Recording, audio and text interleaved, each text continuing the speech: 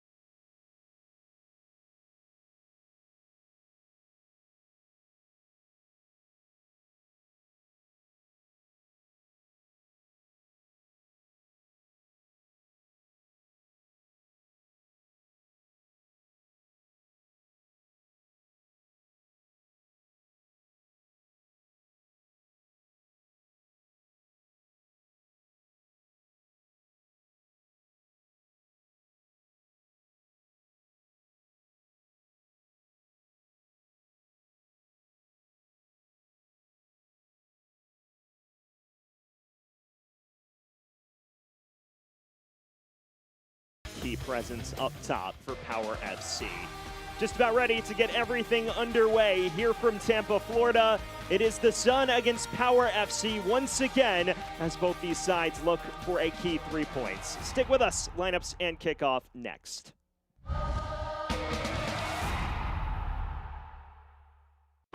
Why does academic medicine matter?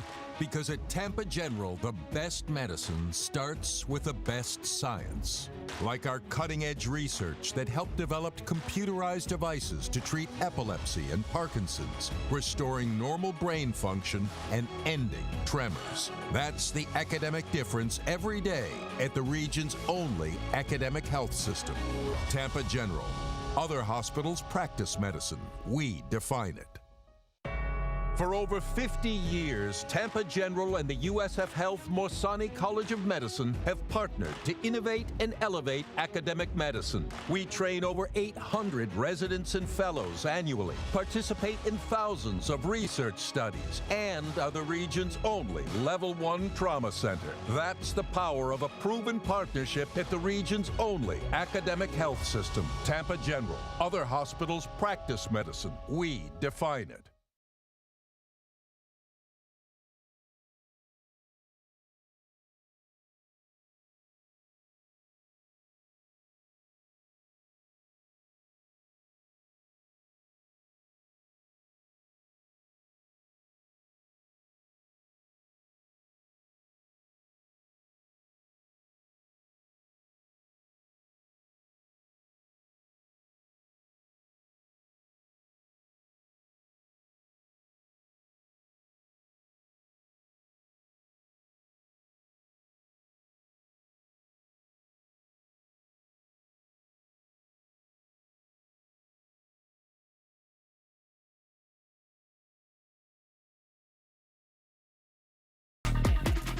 Welcome back to Tampa, presented by Tampa General, which is the region's only academic health system, which means at TGH you have an expert team of doctors and physician scientists collaborating on your care, pioneering research in their fields, using the most advanced technology and teaching the next generation. Tampa General, other hospitals practice medicine, we define it. This key Super League clash between Tampa Bay Sun FC and DC Power FC takes center stage here in the Gainbridge Super League. We welcome you back to Suncoast Credit Union Field alongside the former Gainbridge Super League winner Erica Timrak. Sam Goldfarb here. Here's a look at Tampa's 11, just 2 changes from last week. Tampa Bay Sun coming out in a 4-3-3. You have Listro and Provenzano holding down that midfield, and then Sabrina McNeil, like we talked about, getting up that flank, and that will really allow Sydney Nacello to play as an inverted winger and really find the ball. Her getting on the ball tonight is key for them, and Sabrina McNeil getting up really gives her that freedom to roam. This is the same front three as a week ago in the defeat against Carolina Ascent. Faith Weber leading the line. On the opposite end of things for Amid Namazi and DC Power, a pair of changes from Monday's defeat at Fort Lauderdale and potentially a formation change. Definitely. They've been playing between a 3 and a 4 back, and tonight they're coming out in a 4 back, but you know, El Melendez has that ability to get forward, especially on the weak side, so look out for that. And then Walker, Torbert, Abera, they're all interchangeable. They like to play with fluidity, so keep an eye on a lot of interchangeability. Walker stretching the line, Abera dropping down to that false 9 and trying to create and get on it. Potentially fluid approach, a potentially different approach as well. Omid Namazi emphasizing pragmatism ahead of this week after conceding multiple goals on the counterattack on Monday. So just about ready to get everything underway here from Southwest Florida. It is yet another meeting between Tampa Bay Sun and DC Power. Tampa Bay with plenty of struggles this season, but they have never suffered defeat against their visitors. They hope to continue that and kickstart a late season surge into the playoff hunt. Just about ready to get everything underway here from Suncoast Credit Union Field.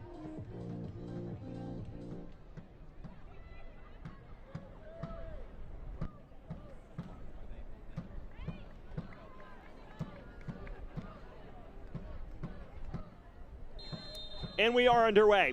Yet another clash between Tampa Bay Sun and DC Power, and it is perhaps the most consequential of the lot. Sam Goldfarb, the former Gainbridge Super League winner, in Erica Timrak. Thrilled to bring you all of the action tonight. And Erica, a rocky spell for both sides, but especially must win for DC after this rocky stretch. Absolutely, and the thing about DC is they've proven how they want to play. And it's frustrating when they can walk off the field and say, we're happy with our performance. They just can't get that last result. However, the bright side to that is they're creating chances, and they do know how they want to play when they step on the field. So that last bit, it can be frustrating, but it's also very doable for them. I mean, Namazi especially emphasizing how forward-thinking they were Monday night against Fort Lauderdale, but it was just the final ball, the final execution that let them down. And he's mentioned a need to perhaps be a little more defensively sound on the counter here tonight.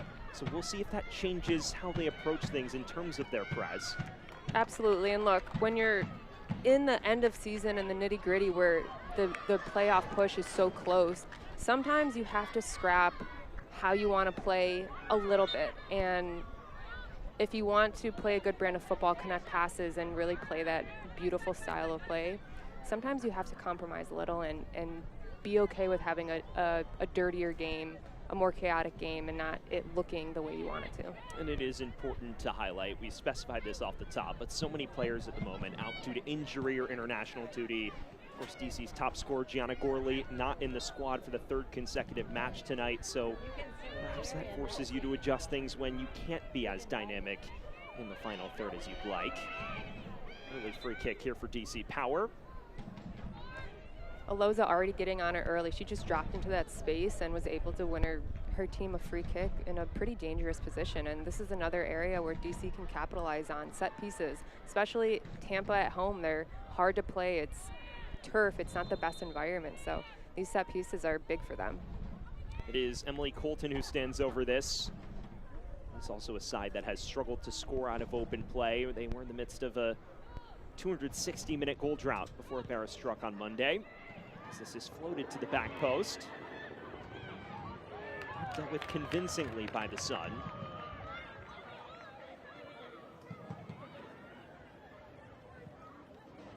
Flashed into the box again.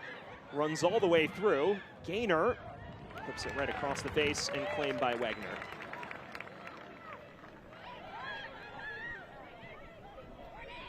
Listro. Here is Picorni on loan from Racing Louisville. Marcelo with no one running alongside her there. It's an interesting goalkeeping situation for both sides as well. Emery Wegner making her 6th start in the last 7, one of 5 different goalkeepers to feature for Tampa Bay. And then McKenna Gottschalk back between the sticks for DC Power. Morgan Aquino on international duty, so she's inserted once again. Has been in the mix to start anyways. It's interesting because goalkeeper is one of those positions that you really want consistency in, and usually when you pick your number 1, you go with them most of the season, in most cases. So the fact that there has been a lot of inconsistency, whether it is due to performance or international duty, it can be telling. It's the foundation of your back line, and everything starts with your keeper. So that also does play a big factor into, you know, the results in some of these games. Solo just ran into a thicket of defenders there. Consistency has not been the name of the game for Tampa in terms of personnel across the board. They featured the most players in the league at 31. So it is a side that is still trying to identify its best 11, and you don't typically say that about a squad in April of a season that runs through May.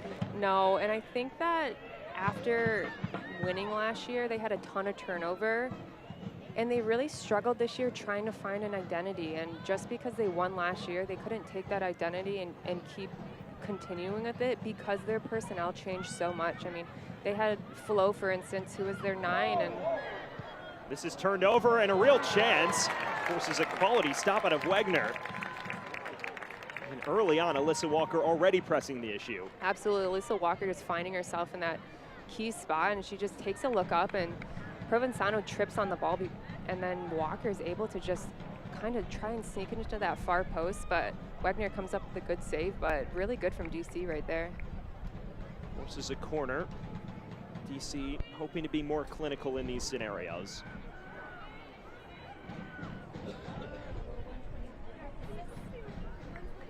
Could have been a catastrophic miscue.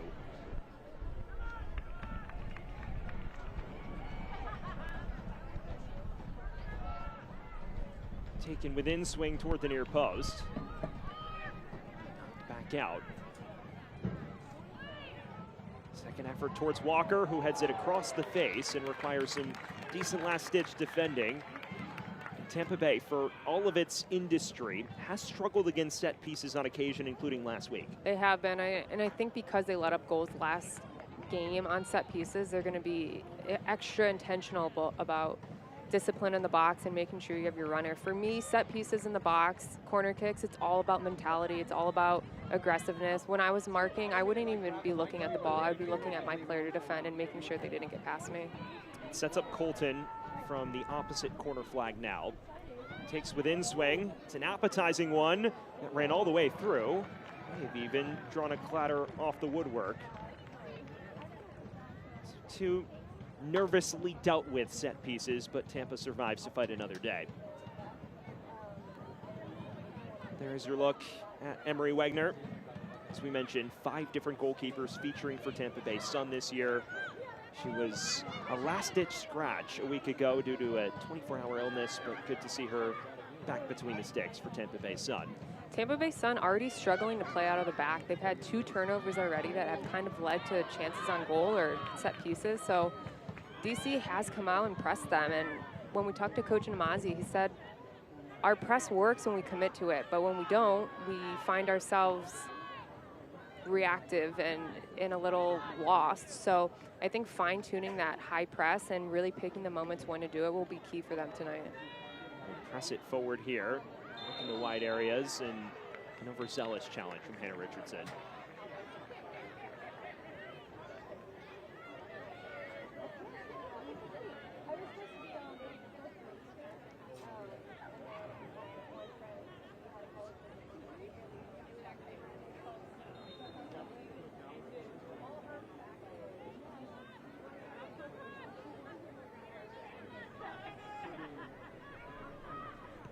Tampa trying to build out the back again. This has been a shaky point to open proceedings for the Sun. Sprayed forward there by Chisholm. Left it over the top. Maybe something on now for the hosts. Just run out of real estate, but a corner incoming now for the Sun. Well, fans, corners are presented by the Baldwin Group, which is a proud presenting partner of the Tampa Bay Sun. Corner kicks protect what's possible. First corner of the match for Tampa Bay Sun. Both these teams conceding off of corners last week. See how DC fares here after conceding the winner against Fort Lauderdale from this situation on the other night. Excuse me, against Carolina.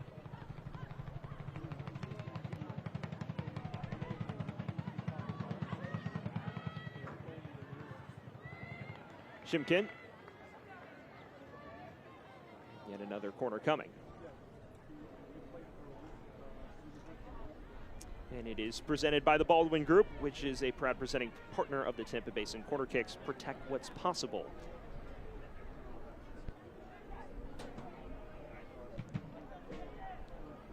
In-swinger. This one going direct. With more authoritatively by DC Power. Well, early on, DC on the front foot. If you are Tampa, how do you counteract that? If DC are going to high press and pick their moments to really go, I think Tampa Bay Sun really need to stretch the line and test them. You have Vivian Bissett back there who can play a really good long ball. She can drop it on a dime. And so I think you test them out a little, go long. Well, they listen to you, and Faith Weber looked like she was in for a moment. Just a quality recovery out of Kiki Maki, making just her second professional start. And Tampa Bay has proven that they can go long, they can play direct, and it's a good time to do that when you go direct, you space them out a little bit, and then it leaves room in the midfield to build out and really play on it. The Baldwin Group is the proud presenting partner of the Tampa Bay Sun. Corner kicks protect what's possible. Third of the night now for Tampa Bay.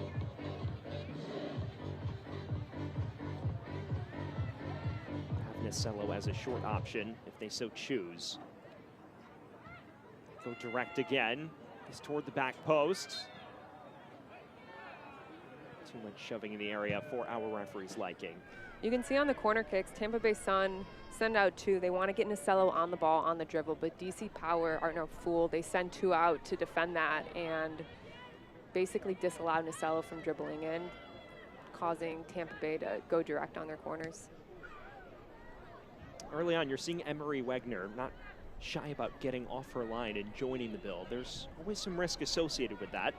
There is risk for sure, but it also adds another player on the field, and it does make a difference, especially when you're trying to build. And as long as you can manage the risk and be clean and be disciplined, then when they're at home and a big game like this, I absolutely think it's worth the risk. Here's Bissett. Looks long. We nearly ran it down. Now Gaynor brings a layer of toughness that Omi Namazi says his side has been craving.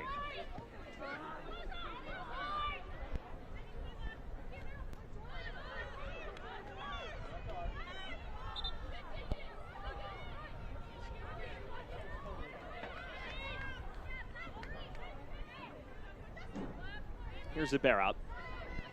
3 of her 5 goals this season coming in the last 7 games. Here she is again. Bagley. Colton.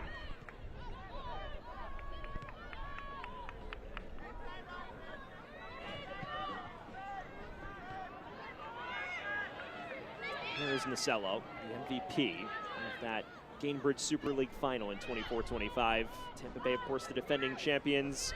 DC side that fell just short of the postseason a year ago. Won the title on this hollowed field last June. This is a scintillating switch forward, and there are options in the area. It's cut back. An effort that forces a save out of Gottschalk. That's better from Tampa. It is better from Tampa, and I think if they can really utilize their width and and draw them out and then are able to play in. I think that's a really good way for them to be successful tonight. You see Nasello getting on the ball centrally and then drifting out wide and just drawing a ton of attention there. And the more they can find creative ways to get forward, the better. When they rely on one person to get on the ball and create everything, it becomes predictable and readable. So the more players they can utilize in their attack, the better. And as good a 1v1 player as Nasello is, you need to mix things up going forward. Exactly. Here is Nasello. Storms ahead. One option to her left. Going at it alone and winning a free kick while drawing the first yellow card of the match. And if I'm Sydney Nasello, I'm yelling at her teammates to get up the field. She gets on the ball, you know she's going to drive, you know she's going to penetrate. You need your teammates to get up the wing, get up the field, and help her out with the attack. It appears that's Emily Colton in the book. Nasello does such a good job of putting her body between the defender and the ball, and Colin had no choice but to follow her there. If she is able to get through of that, she has so much green grass in front of her to just penetrate, and probably a deserved yellow card, but kind of necessary of where this game's at right now. And a point of concern now because Sydney Nasello is still slow to return to her feet. Grabbed her head the minute she hit the turf. She, of course, is top goal scorer for Tampa this year, a major threat going forward. For a side that has dealt with its fair share of injuries and personnel turnover, she is the big holdover from that title team a year ago. Absolutely, and when you're a player like Sydney Nasello, where you're getting on the ball and you're dribbling and you're using your craftiness and your speed, you do have to expect to get fouled, and I wouldn't be surprised if she's one of the top players in the league getting fouled. So it kind of comes with the job and the territory of being that type of player. Unfortunately, I was that type of player as well, and getting fouled is just part of the game. But on the other side of that, you win a lot of free kicks and set pieces for your team, which can be advantageous. Here's someone who appreciates the set piece that just has resulted in Denise Schulte-Brown, her second year at the helm of Tampa Bay Sun, and of course a year ago guiding them to the inaugural Gainbridge Super League Championship. 1-0 victory over Fort Lauderdale in the final in mid-June after they toppled Dallas Trinity in the semis. She's someone who's a legend of the Tampa area, years at USF as the best coach in the women's soccer program's history there. She's taken her talents to the pro ranks and made a real impact. Absolutely, and she's so tightly wound in this community. You can see the support from not only the professional teams, but the collegiate teams as well, and it's really cool to just see the community rally around her because she is such a big part of this Tampa Bay community. When you speak to her, she has clearly thought out the tactical elements of the game so thoroughly in the way she discusses her side's press and dissects each match that has taken place. It's a big part of the reason probably why she does have a Gainbridge Super League trophy in her locker already. Not to mention the 6 American Athletic Conference titles at the helm of USF.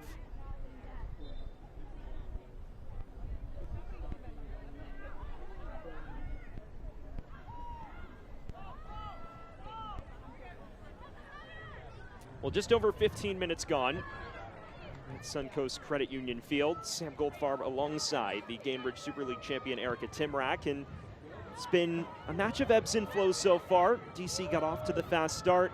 Tampa Bay starting to grow into the match, though. Definitely, and you can tell both teams are kind of feeling each other out. And we talked about DC's press, and you can tell they're really picking and choosing their moments of when they're trying to catch them and when they're sitting back and waiting for Tampa Bay to make a mistake. And they have seen success sustaining in the final third, and I think we need to see more of that from tonight if they want to be successful, and they are good at it. They are good at swinging the ball and getting numbers around it. I think they just have to be aware of not committing too many numbers forward and being aware of that transition counterattack. This is a side that struggled against the counter on Monday in the defeat against Fort Lauderdale United, conceded the winner off a set piece, and then unlocked in the closing stages on a counterattack in that 3-1 defeat. I mean, Namazi expressing real frustration with the way that match unfolded because he felt they were good enough to get a result, but just not enough cutting edge in the final third. And it's been the story of life for DC these last 5 matches in the wake of their injury crisis. Here's Picorni for Tampa Bay. Has Listro. Space to cross. It's a low one. Falls to Hendricks.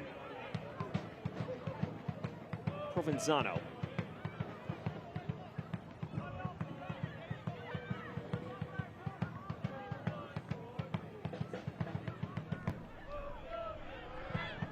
Gainer. Here is Ibarra. He looks forward, and that is a defense-splitting ball. A real chance on here for DC Power, and they take the lead in a spectacular fashion. It is a sensational finish from Alyssa Walker, and Power FC takes the lead. And this is so good from DC Power. And we talk about Aloza in pregame and how she's able to drop into those spaces and get on the ball. And this is exactly what she does. She gets in, she just sees that space in behind. And Alyssa Walker does such a good job in playing on that back shoulder. She takes a look up and she realizes Wegner's way off her line. And we also talked about that. And that is the risk of doing that. But Alyssa Walker just takes complete advantage, takes a touch up, and just uses her composure to chip that ball and put them on the score sheet. And that's exactly what DC Power are good at. They are good at recognizing the play, and that fine-tuning final product is what they needed to work on, and they show that they're absolutely capable of it. There is the cutting edge Omi Namazi was hoping for, and it is his winner signing, the standout winner signing in Alyssa Walker, the 28-year-old who joined from Carolina Ascent, her 4th goal since joining the club, and her 6th of the year in Gainbridge Super League play. And we talked about, when we were going over formations and lineups, the interchangeability between the front. And we had Aloza in that 9 position and Walker underneath, and you can tell that they switch those positions, and Aloza is a lot more comfortable in that midfield role, and she's able to check into that space, and then Alyssa Walker is able to stretch that line and really run at the back line, and that's what they did there. And using that interchangeability really throws defenders off, and they need to do more of that because that's how they're successful, and that's the type of football they want to play. Well, Ibarra made the goal, and Walker finished in sensational fashion. And just like that, DC Power has scored just its 2nd ever goal against Tampa Bay Sun. It's big time for them, especially getting on the score sheet early. And now DC doesn't have to have that urgency. They play best when they're composed, when they can swing the ball and when they can pass and sustain possession. And being 1-0 up just gives them a little bit of breathing room before they can, play the way they want to play, and they don't have to worry about playing this chaotic game of football that they don't really want to play.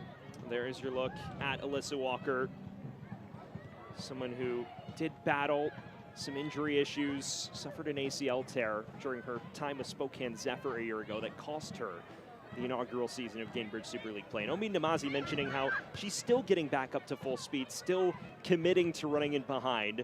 Well, on that goal, she runs in behind and finishes in terrific fashion. Absolutely. And when we talked to Coach, he did say, it is a process, especially coming back from a major injury like that, but he was very intentional that he is patient with that, and he is very aware. And I think giving her that space to find her way back into the games, and you can tell has a great work ethic and good awareness and that composure to finish, and not only finish on a chip shot, but to recognize that space in behind and then execute it is next level, and she should be very proud of that goal. Just over 20 minutes gone, and for those just joining us here on Peacock, a 1-0 lead for DC Power FC, courtesy of Alyssa Walker, after Loza Ibarra split the defense with a terrific through ball. Sam Goldfarb, the Gainbridge Super League champion in 24-25, Erica Timrak on hand. Has been a back-and-forth start. That goal coming slightly against the grain on the counter. Omi Namazi mentioning that perhaps they'll address this a little more carefully and pragmatically, and well, that's paid its dividends so far. As Wegner's well off her line to head this away. And it'll be interesting to see if Wegner continues to play off her line, because that is the risk right there, is you get caught off your line in a transition moment and you run the risk of getting chipped and scored on. And it'll be interesting to see if she pulls back a little and plays a little more conservatively, or if she's going to continue on playing off her line. Keep in mind, for DC Power, we've spoken about the goal-scoring woes prior to last week. It was a 260-minute goal drought that Loza Ibarra snapped to level the scoreline in that defeat against Fort Lauderdale on Monday. And now the goals may be starting to come a little thicker and faster. And we kind of felt like they were coming. DC Power has been creating chances. It's not like they have been stagnant in the offense. They have been very dynamic, especially around the box, and they're able to get in and hit the woodwork a lot and take a lot of shots. They just haven't really been able to find the back of the net, but you can tell this is a turning point for them, and they're playing with a lot of confidence and swagger right now. Bagley ushers this wide to Almendarez. Abera on the turn. Was hoping to play that across and cut out at the 11th hour.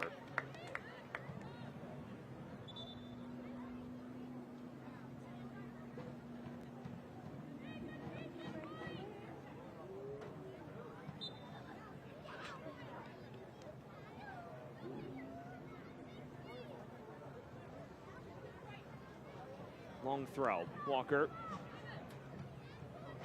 Almendarez. Cummings, who's played every minute in the heart of defense for DC this year. Switches the play magically. Falls for Walker. Abera again. Crossing it in towards the back post. Bagley just about runs it down. Colton. Low cross, flick to Walker. Effort took a deflection. Almendarez back into the mixer. Headed on, and a second for DC. Tremendous team goal for Power FC, and they've doubled the lead. And DC Power are just feeling themselves right now. Almendarez gets the ball, and she just takes a look up. She's left-footed. She can play the ball with both feet, and she realizes and recognizes that space, and she's able to just whip it in. But the best part about this is DC was able to recycle this multiple times. It gets played out to Almendarez, and she just whips it right in, and Torber is able to just get on the end of that. It's not the cleanest, but she makes contact with it, and she's able to just throw her body, and that's the grittiness that Coach was talking about, that they need more from their players, and Torbert's able to step up and get them up 2-0, and that's very good for them, and you can tell they're taking the momentum and playing the way they want to play and having fun doing it. Deja Torbert, her 4th goal in DC Power colors, the native of Buford, Georgia on the score sheet, and DC Power entered tonight with just 1 goal in their first 6 matches against Tampa Bay Sun. They've scored twice here. And that goes to show that having a proven identity and style of play works. And just because you're not getting the results doesn't mean that the process isn't working. And this last little piece of the final product is the last piece of the puzzle for them. And they're starting to put it together, and frankly, at the best time when they're trying to make the postseason run. Let's see what Tampa can conjure the other way. They'll be forced to come out of their shell more. Here's Listro. She's known for her clattering challenges in the center of the park, and I think you know something about those. I do. I was teammates with Jordan Listro for many years, and I was always happy I was on her team. And then when we were in training and we got put against each other, it was a bloodbath, and we were not very good teammates when we had to go against each other, but always liked playing with her on the same team, that's for sure. Type of player you hate to play against but love to have in your team. Exactly. Here's a bear out. For those that have just flipped this match on Peacock, a pair of goals separated by 7 minutes. Alyssa Walker and Deja Torbert making the difference. The DC side that had scored once in the last few matches has started to click it into high gear, and they've thrown Tampa into a spot of bother here.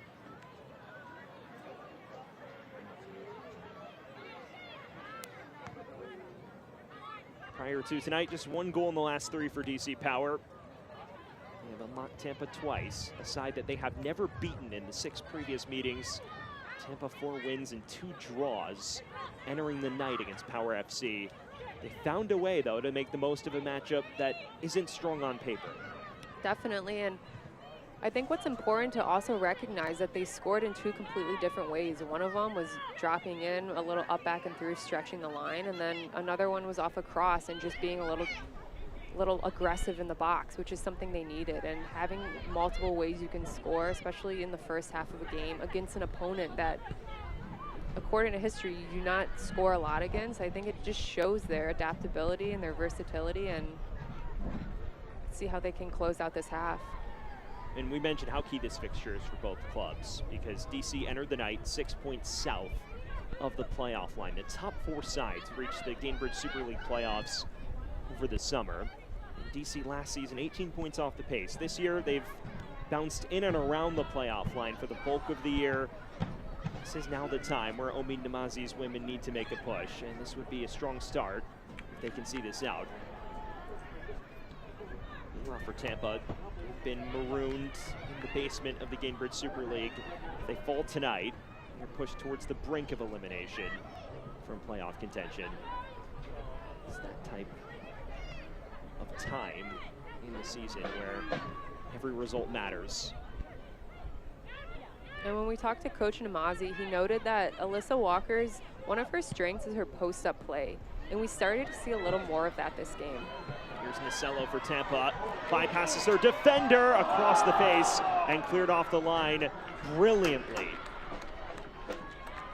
Perhaps that was the chance for Tampa to claw one back. Sydney Nasello just picking the ball up in these dangerous areas. It's exactly where you want it to find her. And she just takes this cut across the defender against Cunnings. For me, I think she has to be selfish and take that. Back post was pretty marked up and it was congested in the box. I think she opens up her hips and sees if the goalkeeper is cheating either way, and Sydney Nasello is good enough to put that away. It's another corner kick presented by the Baldwin Group, which is proud to be the presenting sponsor of Tampa Bay Sun. An in-swinger runs all the way through.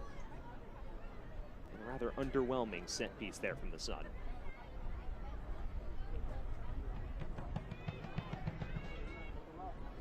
Tampa Bay last season made a reputation for itself as a side that is tough to play against, gritty, doesn't concede goals. And this year, unfortunately, statistically, that reputation has evaded them. The second most goals conceded in the league entering tonight, now 36 allowed. And Denise Schulte-Brown's bread and butter a season ago was a side that did all of the little things right, and that just hasn't materialized here. And they might be unlocked again. This over the top to Walker, who tried to round the goalkeeper, but Wagner off her line in the nick of time. And DC Power just not letting their foot off the gas and just taking advantage of these opportunities. And you can tell they're hungry for more. They're not sitting back and being content with 2 goals. They're continuing the attack. And Alyssa Walker has been especially active tonight. She was a little quiet last game against Fort Lauderdale, but she has been on one this game and just trying to get on the ball in any way that she can. Why do you feel she's been able to be so impactful? I think because of the interchangeability of the team. You see, she's able to post up, she's able to stretch the line, and just having that freedom of the player to be able to bring your different strengths to the game and not just be pigeonholed into one type of play. And this is what we're talking about. She stretches that line and is able to get on the end of this, and Wegner is able to come out and get off her line and be aggressive and make a good save. But this is good from Walker, and the more you can get her in those spaces, the better off she's going to be. Omid Namazi said she's the complete forward. She does a little bit of everything, be it hold up, running in behind, her ability to connect with players. And initially when she was brought in, the intention was to pair her with Gianna Gorley up top and have that interchange. But unfortunately for DC, just due to Gorley's health situation, they haven't been able to work the two off each other as much as they'd like. And Walker has made the most of a heightened opportunity on the goal scoring front. She has, and she's also brings an aerial threat too, and I think they need to take more advantage of that in set pieces and look for her as a target, because she is a complete 9. She can do it all, and I think just being an aggressive 9 in the box, especially on set pieces, is such an underrated quality. Approaching the business end of this first half. DC Power 2 to the good. Goals by Walker and Torbert making the difference. Tampa, since that opening goal, has yet to force themselves back into this fixture. They look a little disconnected, and it's tough because they have been struggling with identity and how they want to play, and it just seems that they can't get on the same page necessarily, and it seems like there's a little bit of a gap between their lines, and that can always make it hard to play and hard to get on the same page. And Denise Schulte-Brown mentioned how important it was to press in coordinated fashion, otherwise you set yourself up to be exploited in that manner. Exactly, and if you're not pressing on the same page, then you're reactionary, and then you're chasing, and you're a step behind, and you feel like you can never catch the team, and then you're running, and then you're tired, and it's just endless circles. So if you can't high press and be on the same page, then you'd have to condense, drop into a low block, and then go from there. But you have to be organized, and that comes from the midfield and the back line as well. And you have to get on the same page. And sometimes you don't have the legs to high press, and that's when you have to have the recognition. We need to drop into a low block or a mid block, condense, and then go from there. Tampa forcing themselves on it here. Corny. Shrugged off it by Ibarra. He's done a little bit of everything thus far. Torbert.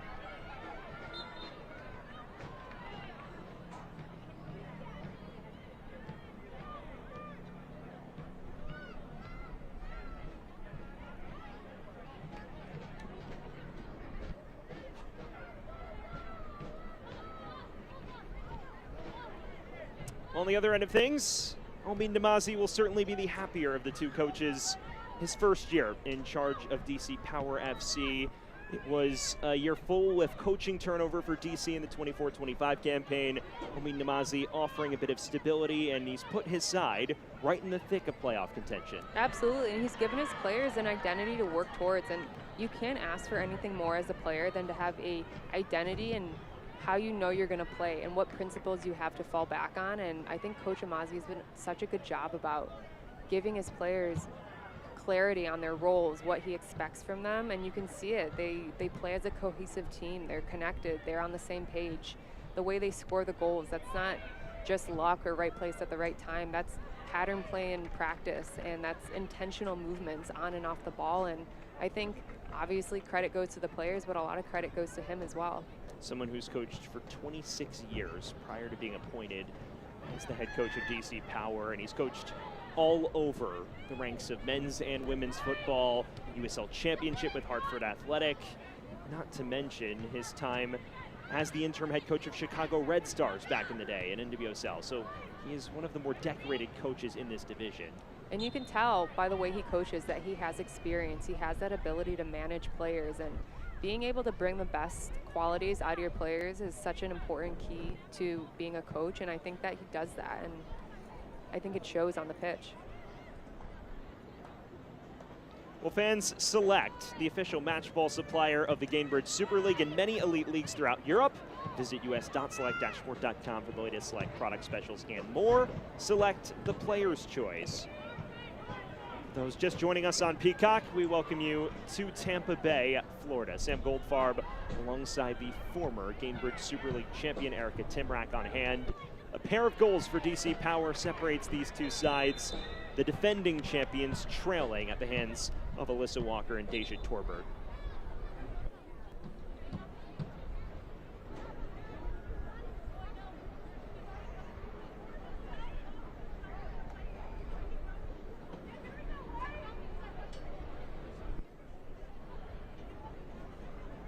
Faith Weber is down for Tampa Bay Sun. Another one of those in-season additions on loan from Denver Summit, who's started to make an impact going forward. She has, and she's been a spark in this offense. She's super dynamic. She's always wanting to get on the ball. She can finish, and she showed that, and she also has that grittiness, that aggressiveness to her, especially as an offense player. As an attacker, you can't ask for more than someone who wants to get into those tackles and do the work, and then also have the composure to play and finish and be clinical in the 18. A goal and an assist in her previous 8 appearances with Tampa. First professional campaign since finishing her decorated, record-breaking career at Utah Valley. Someone who, in the American college ranks, was a goal-scoring savant. 70 goals in 4 years with Utah Valley after scoring 59 goals in the JUCO ranks. It's not a shabby college career when you score 129 goals, is it? No, that's not. And she can definitely score. And I think going from college to pro is a tricky transition, just physically, how it demands things that your body you're not used to. But you've seen her grow into this game with just a couple games, and I think she has a ton of potential. You know she can score. She just has to put those pieces together and find herself in more goal-scoring situations. Here's McNeil getting involved in the build. It's given away briefly. haven't been able to find her in any glaring situations just yet, as Listro is flattened by Walker, and the yellow card brandished.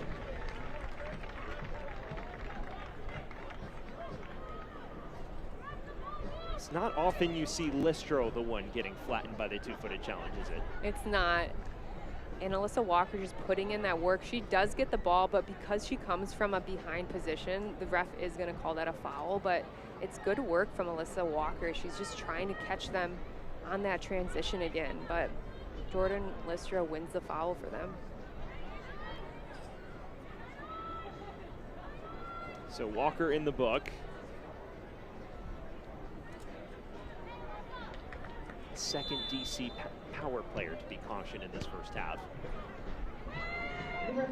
And yeah, picking up yellow cards isn't ideal, but when we did talk to Coach Namazi, he did say that he does want them to have a little more fight and a little more ruthlessness in them. So yeah, you're gonna pick up some cards, but they're up 2-0 and they have been very aggressive this half.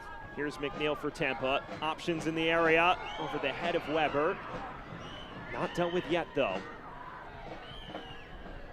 Starting to see Sabrina McNeil get herself in areas where she can make a difference. Exactly, and you want to see her running that flank and hitting end line and able to whip those crosses in. She hits her crosses in with so much pace that if she's able to find someone, it's just an easy redirection of the ball. This is given away. Here's Torbert.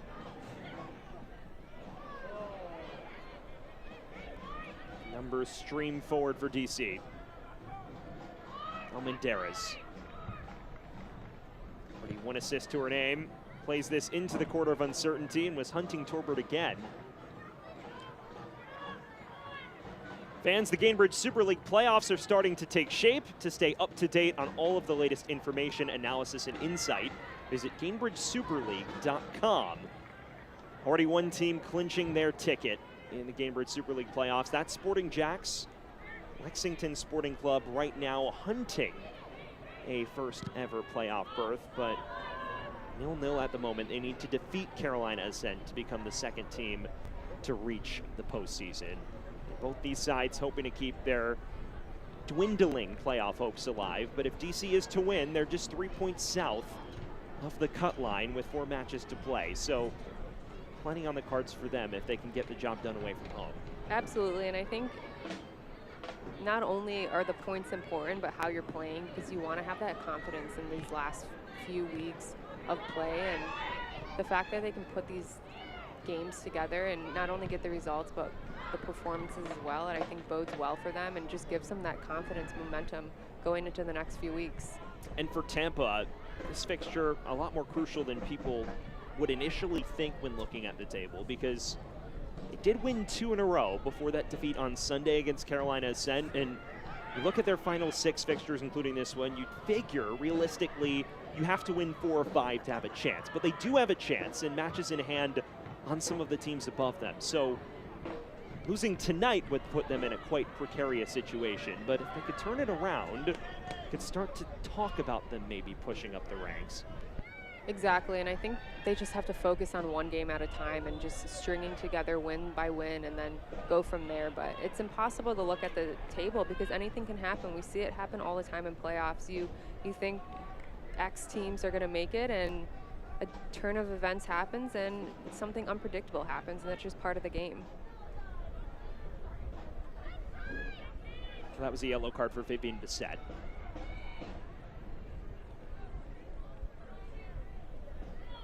First Tampa player to be booked.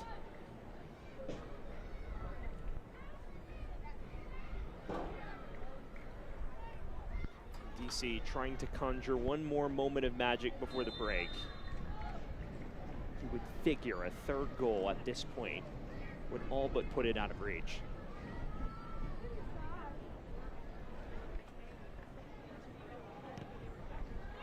This lofted it in the mix. Almendarez again. Run down by McNeil. And you can tell DC Power is so intentional about their press right now. They're getting numbers behind the ball. The second that's turned over, they lose possession. They're either pressing or they're dropping, and they're not caught in that limbo where they're between two camps. They're very intentional about, do we want to high press this or do we want to drop and condense? They're causing Tampa real issues with their press. You saw the giveaway early on from Provenzano that nearly amounted to the opener, and ever since, they've had Tampa on the back foot.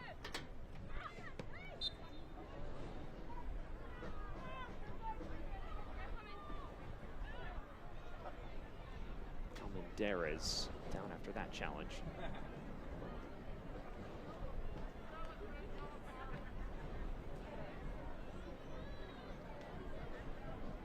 She's been quite impactful on that left flank for DC so far. She has, and I played with Paige my last year at Tampa, and she's one of those players that it's hard to play against. She's good with both of her feet. She likes to cut in, but she also can take it end line, and when you have that versatility as a winger, it's really tough to read. She's also very fit and pacey. She has this explosiveness and change of pace that really catches players off guard, and she's also played in Europe. She played in Portugal, and I think you can see some of her technical ability come out, especially in smaller spaces. So be able to have that balance between being very athletic and front-footed and then also having that composure in tight spaces says a lot about how she is as a player. 4 years in the Portuguese top flight for Paige Almendarez, including stints with Braga and Benfica, a pair of giants in Portuguese football.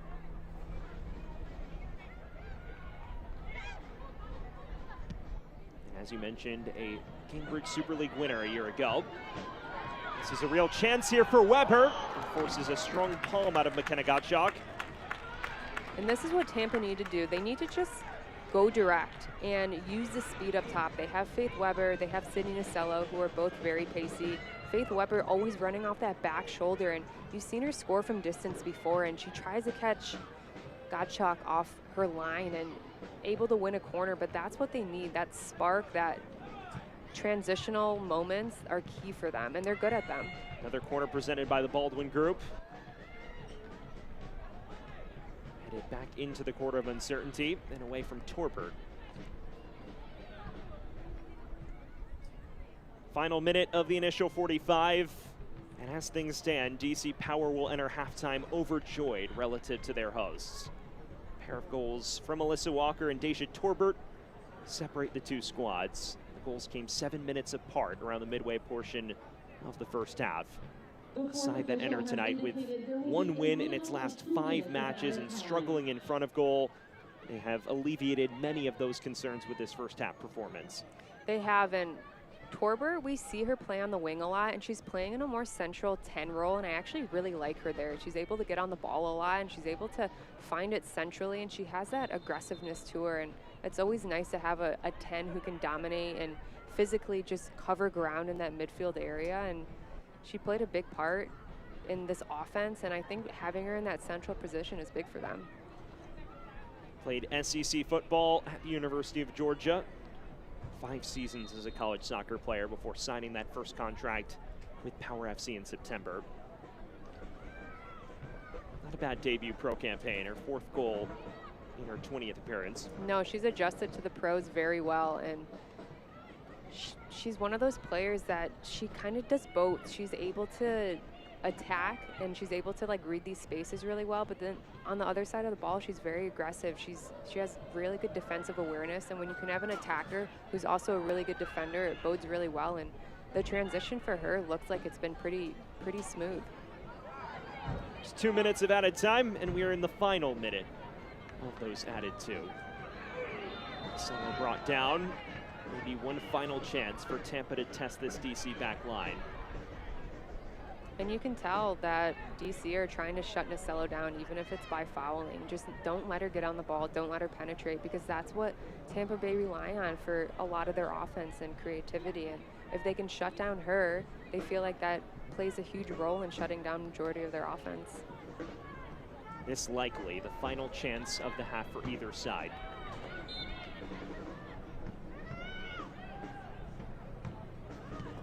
Sprayed forward by McNeil and evades everyone in the Tampa Bay blue.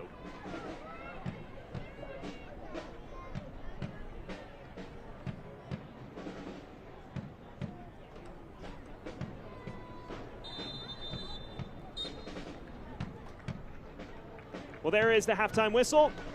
A 2-0 advantage for DC Power FC. A pair of goals from Alyssa Walker and Deja Torbert making the difference through 45. Absolutely, and DC have had a complete half. They have really restricted chances on goal, and then they're able to put away 2 really good team goals, and I think it just shows they were very intentional about what they wanted to work on and what they wanted to execute this game.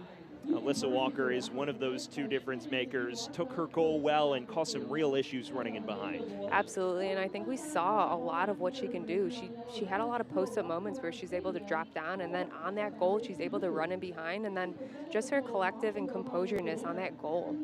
And she's able to take a look up and just see that Wagner is off her line and having that awareness to just hit that, take a touch, hit that. And I mean, that's just experience, that's a high soccer IQ, and that's composure at the end of the day. Well, a strong first half from Alyssa Walker, and she is with us as we speak. A really positive first half for DC Power, and we will check in with Alyssa Walker now. Alyssa, thank you for joining us here. Strong first half for you, and you took your goal very well. Thank you. Sorry, I just stepped on that. What did you see on the action that led to your goal there? Well, I saw the keeper was high. Something that I've always been good at my entire career is on breakaways and having the awareness where the keeper's at. And so I knew as long as I just like hit enough power to get it over her, but not too hard, that it was going to land in the back of the net. Alyssa, not only did you guys get on the score sheet twice, but you guys played a really good brand of football that whole half. How do you sustain that for the second half? I think we just got to keep doing what we're doing and make sure we take that energy and take that effort going into the second half. We've talked a lot about effort coming into these games, especially as the season is coming to a close. There's a lot of people, a lot of teams, or a lot of players on every team, and it's a lot of really tired. Sorry, I'm stumbling. But as long as we take that into the second half, there's just like, that's what we do. Sorry. All good, Alyssa. Thank you for joining us. Best of luck in the second half. Thank you so much. Alyssa Walker, the difference maker in the first half that opened the scoring. She kick-started a pair of goals that has powered DC Power FC in front. We'll take a quick breather. DC Power in control at halftime. Caitlin Clark, amazing at assists. Gainbridge, the ultimate assist for your savings. But ever since they teamed up, she's taken assisting to a whole new level.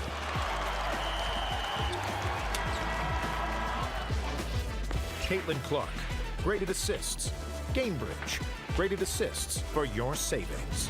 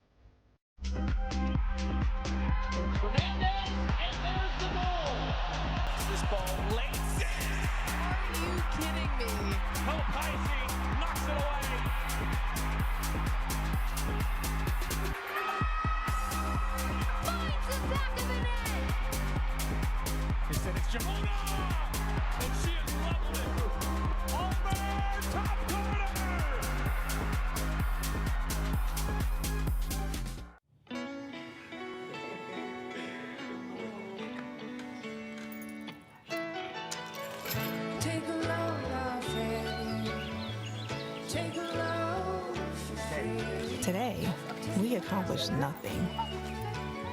I mean it, not a thing. And it was kinda everything. This spring, stay 3 nights and get a $50 Best Western gift card.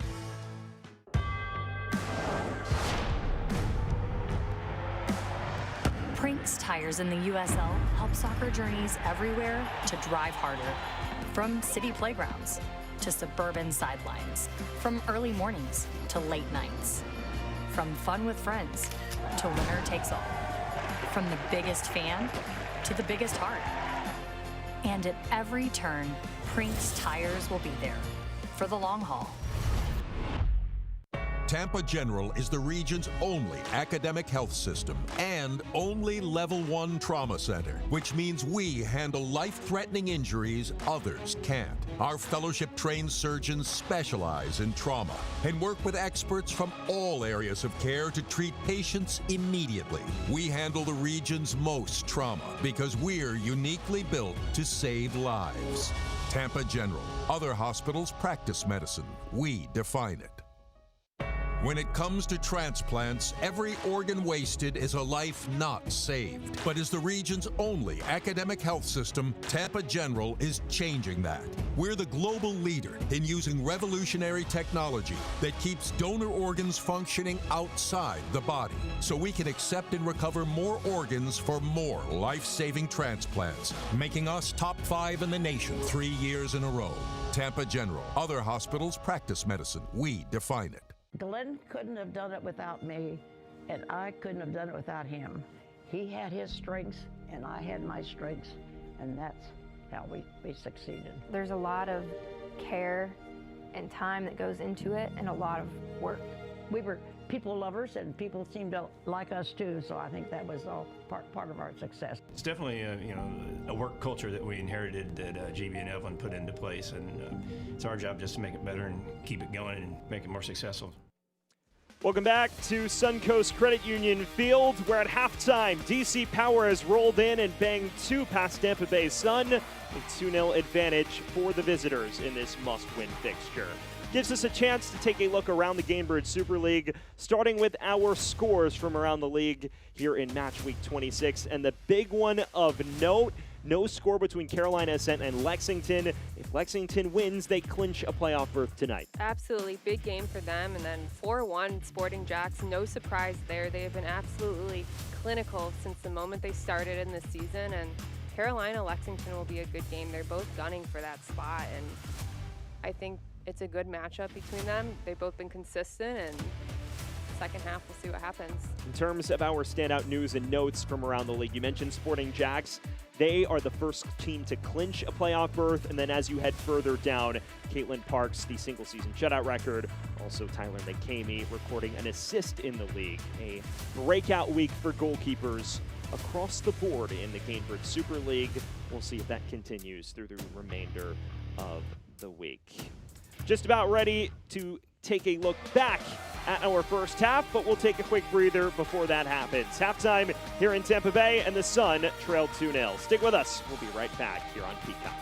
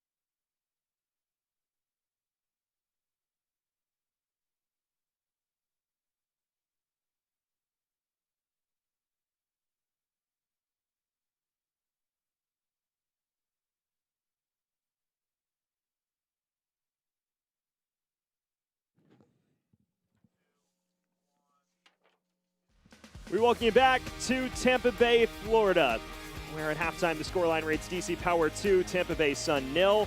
Why does academic medicine matter? Because at Tampa General, the best medicine starts with the best science, like our cutting-edge research that helped develop computerized devices to treat epilepsy and Parkinson's, restoring normal brain function and ending tremors.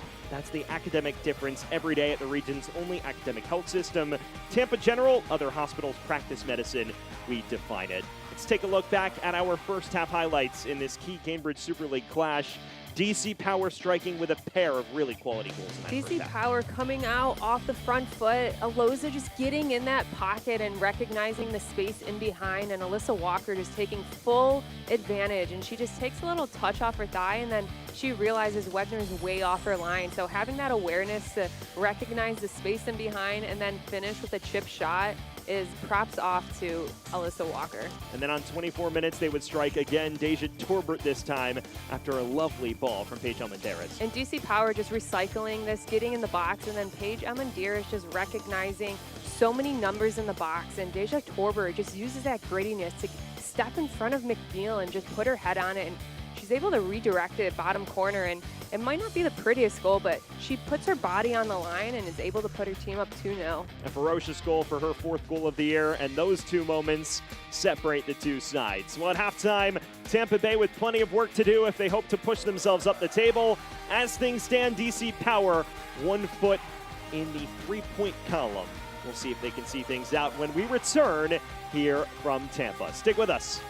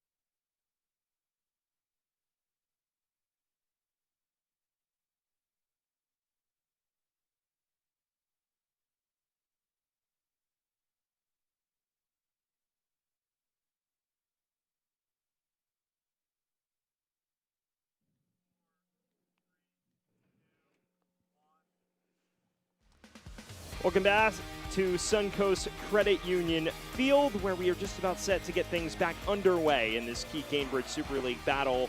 between Tampa Bay Sun and DC Power. It is a 2-0 advantage for the visitors, hoping to cut the gap between themselves and the playoff line to just 3 points, halfway to doing so. Here from Tampa, Florida, alongside the Gainbridge Super League champion, Eric Timrack, Sam Goldfarb, here on site as we get a look at these two teams getting set to get everything back underway.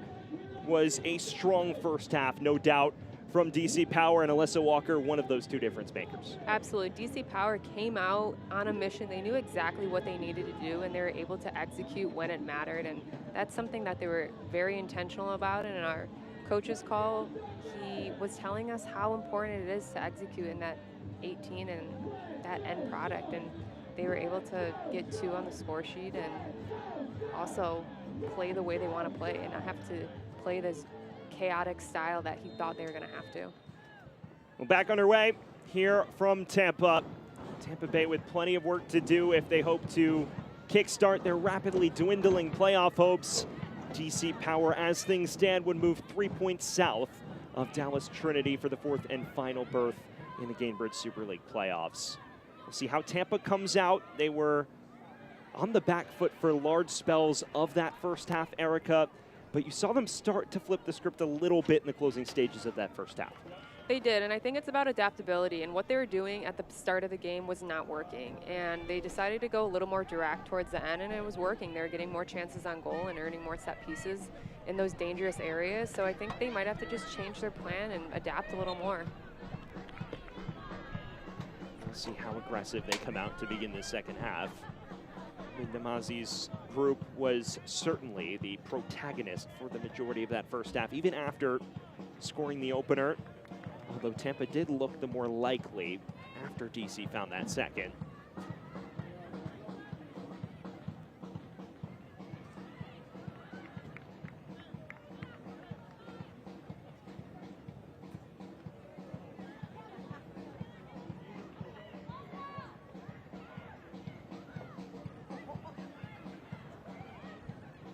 Nasello, loose touch. She had moments, a couple half chances, including one where maybe she should have been more selfish in the late stages of the first half. Top goal scorer for Tampa Bay Sun with 6 goals on the year.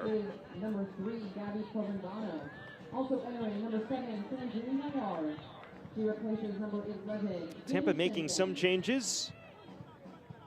Sandrine Gaillard, one of the players to enter as the Sun look for more midfield balance.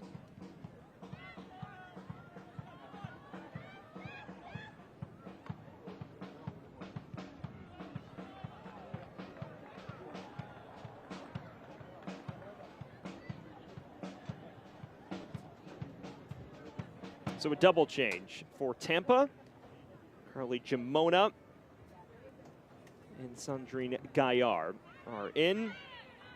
Provenzano and Shimkin out. So 2 like-for-like swaps in the heart of midfield. I think midfield struggled in that first half, so I think those subs make sense. And Carly Jamona has had so much success, not only in this league, but on this team. And she has this presence where she's able to attack, she's able to defend, and she's able to score goals. And that's what Tampa Bay need right now. 4 goals for Jamona this season, scored 8 a year ago. That was 8th in the Gainbridge Super League in the 24-25 campaign. Real difference maker that is still looking to hit the heights of a season ago. She is, and you can tell she has a high work ethic. She's constantly wanting to press. She's wanting to get on the ball, and she brings so much to this side, and she's a very versatile attacker. And I think Tampa Bay need to use her more, if I'm being honest. She's proven in this league, and she not only is able to score and get assists and play make, but she covers so much ground in that midfield area.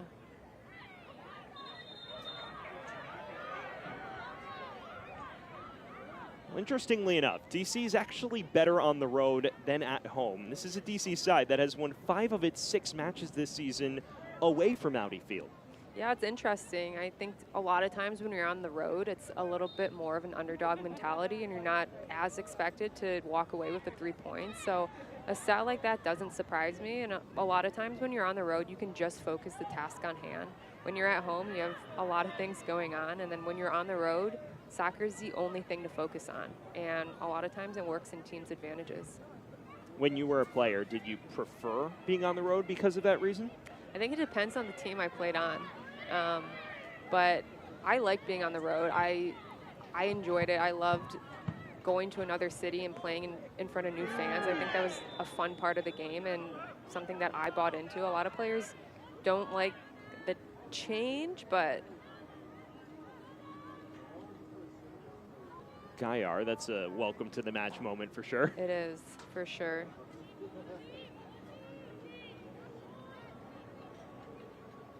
Crunching tackles flying across the board, aren't they?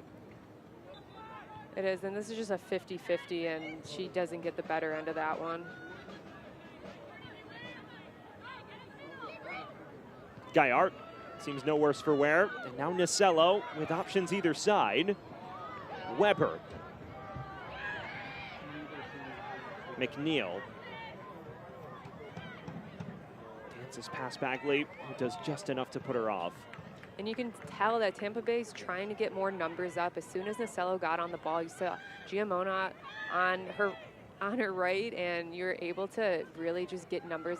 Faith Weber up as well, and Sabrina McNeil running that flank. And I think they need to be more intentional about getting numbers up in the attack.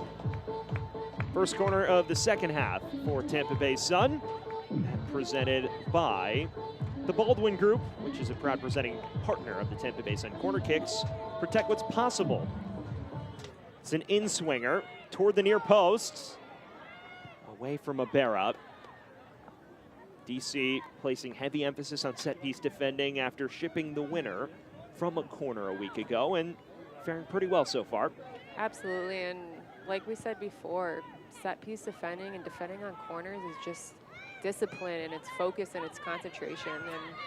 And I think it's disappointing when you give up goals on set pieces. You've mentioned it's a mentality thing. What do you have to tell yourself as a player to make sure that you don't concede from set pieces? I mean, most people do man-to-man marking on corners, and you have to say, my mark is not scoring the goal. End of story. And especially on second phase, when the ball is played out and then in again, it's especially important to keep an eye on your player and foul them. And it's tough, it is, but it comes down to focus and who wants it more. Chisholm. Cross in. Forces Gottschalk into action. I think this is where Tampa Bay need to be more intentional about that final piece.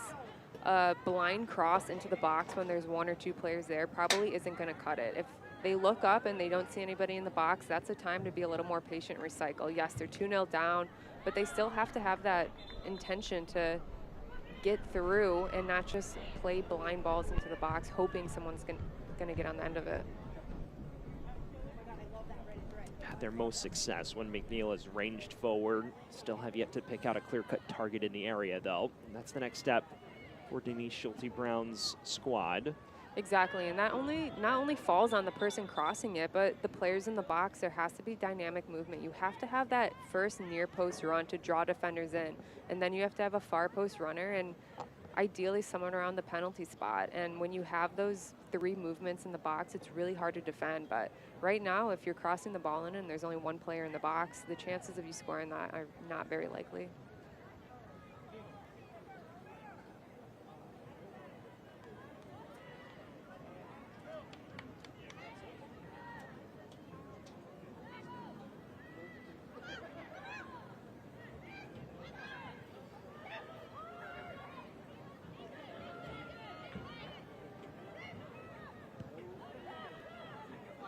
Floated ahead from Bissett.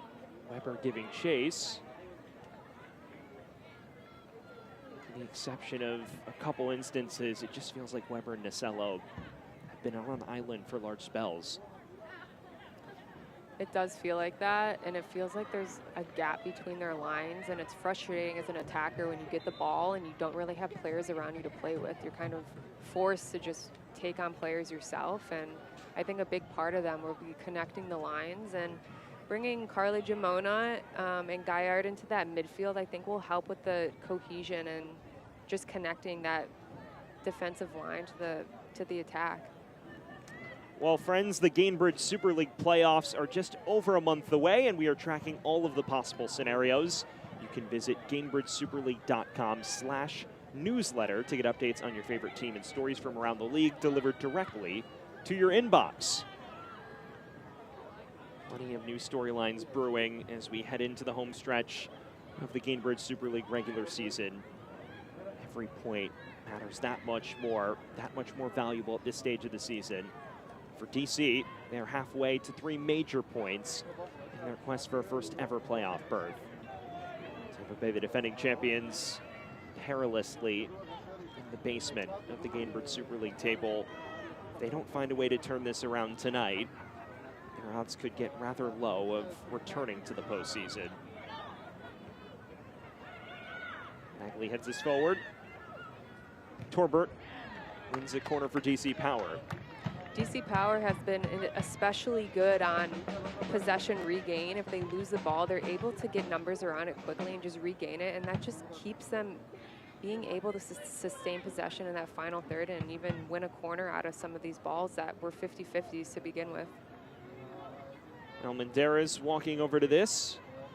Already a successful night against her former club, an assist to her name on Torbert's tally. This DC's first corner of the second half.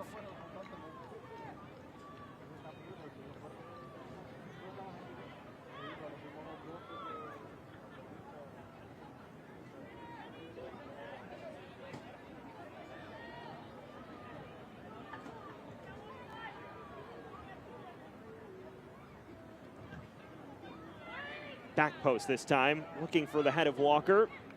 Nodded away. Into the feet of McNeil.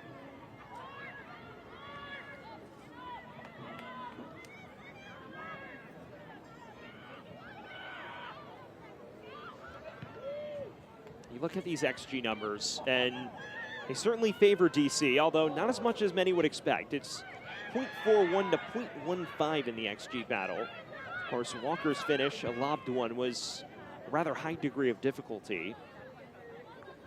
Perhaps not as dramatically in DC's favor than the eye test would indicate. No, it wouldn't, but if you pay attention to it, DC haven't created a ton of chances, but they have been very good at executing the chances they have, and maybe that's why their XG isn't super high this game, but as long as you're clinical and you can execute and you take advantage of the chances you're given, for me, XG, the stat doesn't matter as much.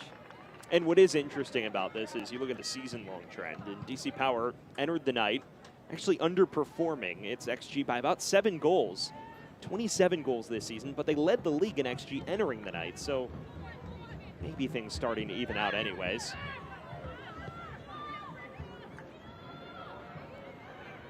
It is always interesting hearing the coaches maybe fall in love with XG because the goal numbers aren't in their favor. Absolutely, but I always say that stats never tell a story, but they reinforce a story, and I think XG plays a big part in that. And personally, when I was a player, I never really liked stats because I think a lot of times the work off the ball and the work that you don't see on the stat sheet is the most important work. But again, a lot of people can argue that. Here's Nacello, driving past a bevy of defenders. Cross falls kindly off the crossbar. That was their lifeline on a platter.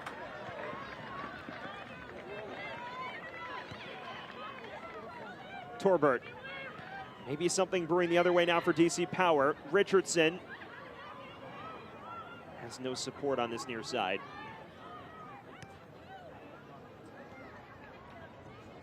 Positive signs from Tampa here, though.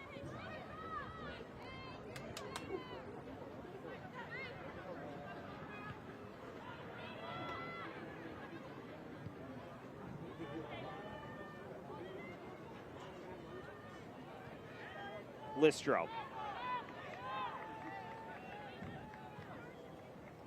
Looking for Weber, who's sprinting in behind and is onside. Low cross, Bagley there first. Cello runs it down, though.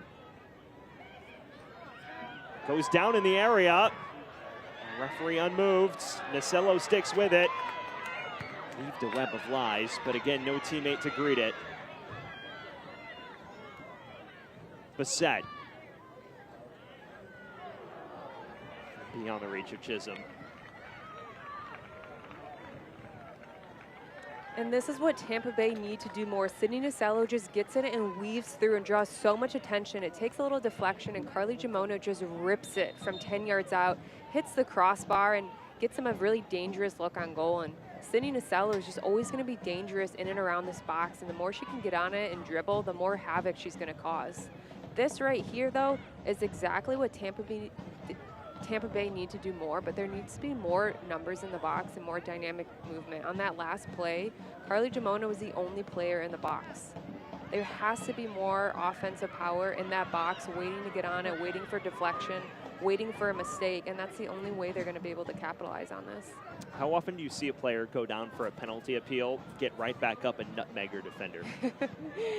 She is definitely one of a kind. She wanted the call, realized she wasn't going to get it, and said, you know what, let me try again. I think more players in world football should take notes. I agree.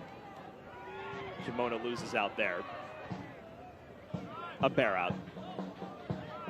Made her impact felt in the first half. Shirts tugged here, and that's almost certainly a yellow card. That it is for Picorni. Yet another Tampa player in the book. Loza Ibarra has just been so active this game, and she's so smart. She takes her touch in front of the defender, which causes her inevitably to buy the foul, but she knows exactly what she's doing. She knows that she's not going to beat someone with sheer speed, but she has that body awareness where she knows exactly what she needs to do to buy the foul. No more target practice for Paige Almendares. It's from pretty far out.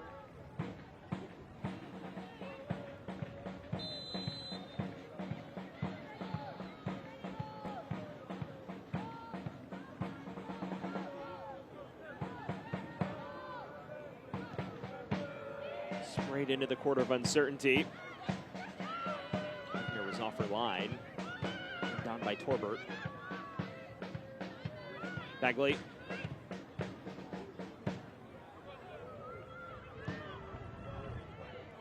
Picorni. Looking long for Nasello. Who's been the brightest presence on the pitch for either side this second half.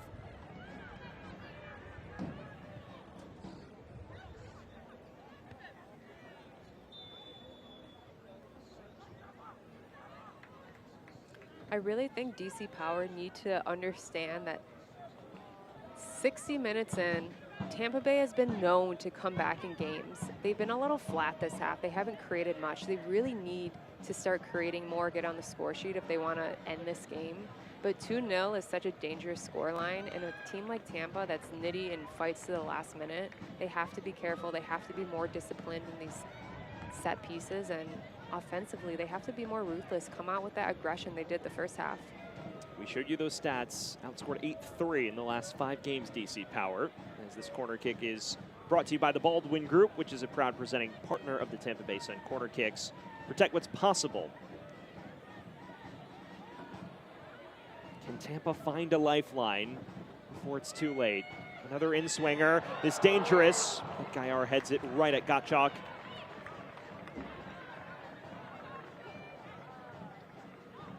They're twisting the screws, Tampa. They are. They're trying to find a way.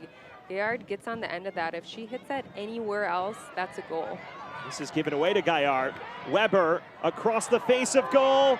Gaillard rushing and loses the foot race. Real nerve setting in now for DC Power.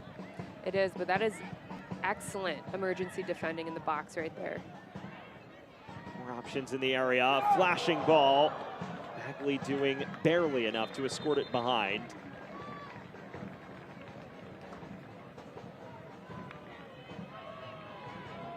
First real wobble of the match defensively for DC Power. There's a player down.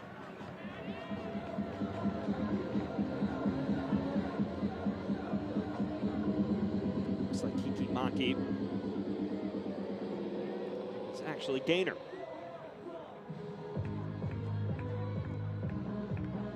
She's a player who is extremely tough. Omi Namazi raving about the work rate she brings to the fold, and unsurprisingly content to continue. Another Baldwin Group corner kick in swinger. Jamona. Weber. Dances past Ibarra. Now flashing it in. And that effort always rising from Chisholm.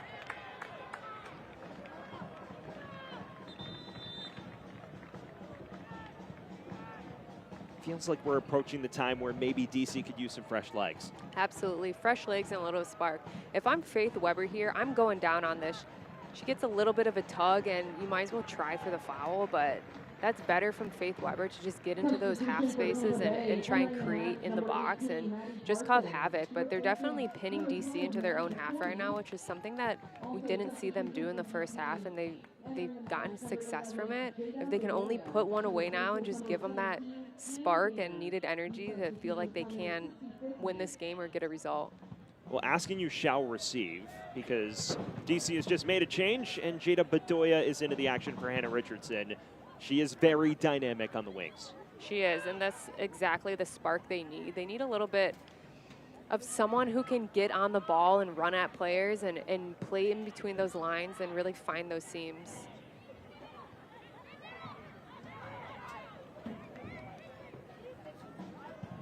Nasello. To the byline again.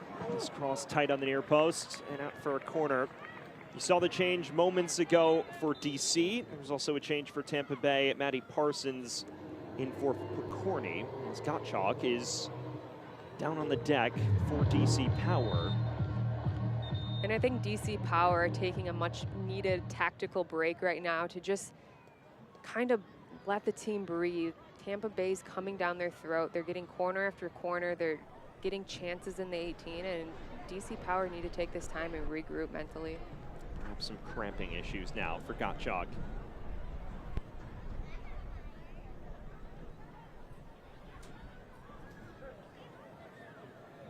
She's someone who's played a big role for DC Power the last few weeks. Morgan Aquino's been in and out of the senior international squad for Australia.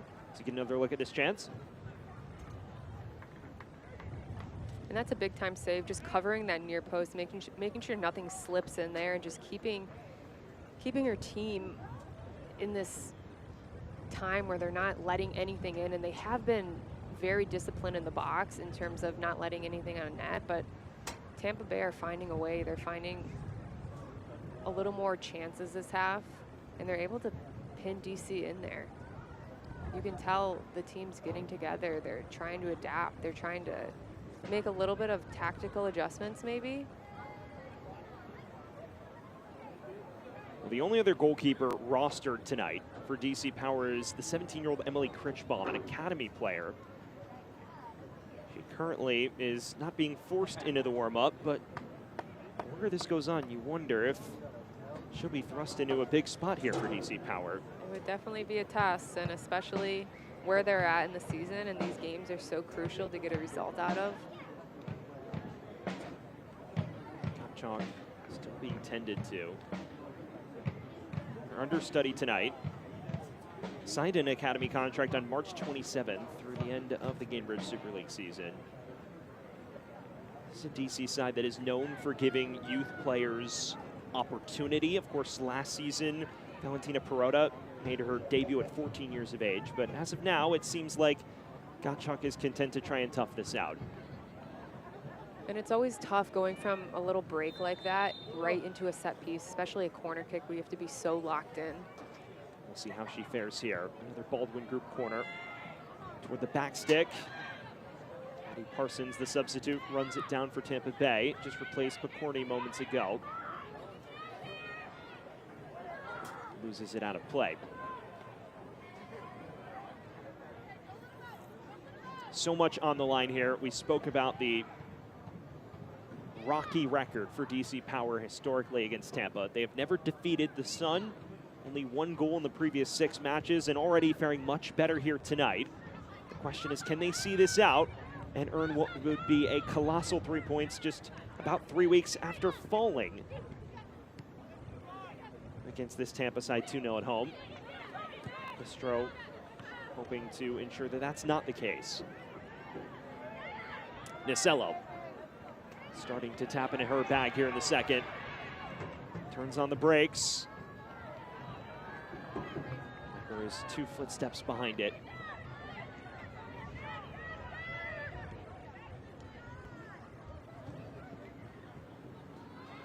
And that's the right idea. DC, you need to use more of their width. They need, everything's so condensed right now in the middle. It's congested, it's high press. Can they expand the pitch when they have the ball? They're good at that.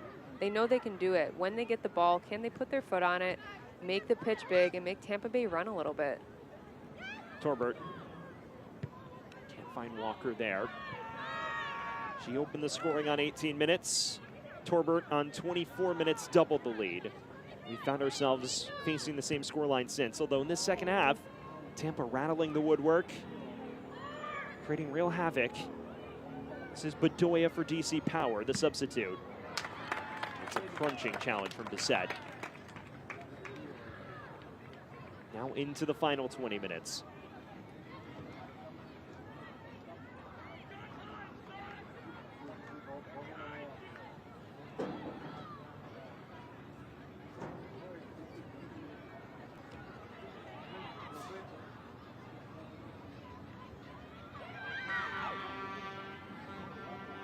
Bagley.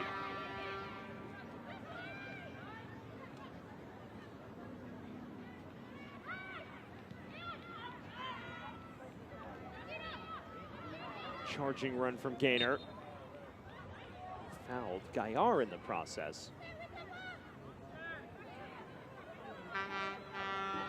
There's plenty of international talent in the Gainbridge Super League. We've already spoken about Morgan Aquino and her experience with Australia, but Gaillard herself, someone who's played in the Women's World Cup, started 4 matches with Switzerland in 2023. There's real budding talent in this league. Parsons is on side now for Tampa.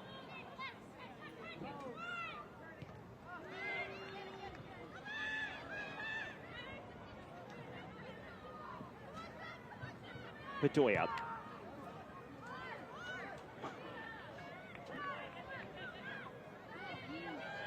Listro. Arcing cross in, just required a touch from Nicello. It's such a good ball from Jordan Listro. She just whips it into that penalty spot area, and Nicello is just a step off from finishing that, but it's a good look for them to get in, and Tampa Bay really trying to just find any way to break down this DC Power defense. Jordan Listro's story is an interesting one. It's well publicized that she took about a 3-year break from professional football early in her career to be a medical sales representative, and then worked her way into the NWSL ranks consistently and has been a key force for Tampa Bay Sun since their inaugural Gainbridge Super League season. One of the first ever signings. Denise Schulte-Brown saying she was one of the first calls she made when she took the job. Tampa pressing on here. A long range hit that did not miss by much. What a change of pace this second half has been for Tampa, but they still have yet to hit the target. Exactly. They have created so much. Faith Weber just being dangerous right there, driving across the box and getting a shot on target. But again, they have been creating a ton of chances, but none of them have found the back of the net yet.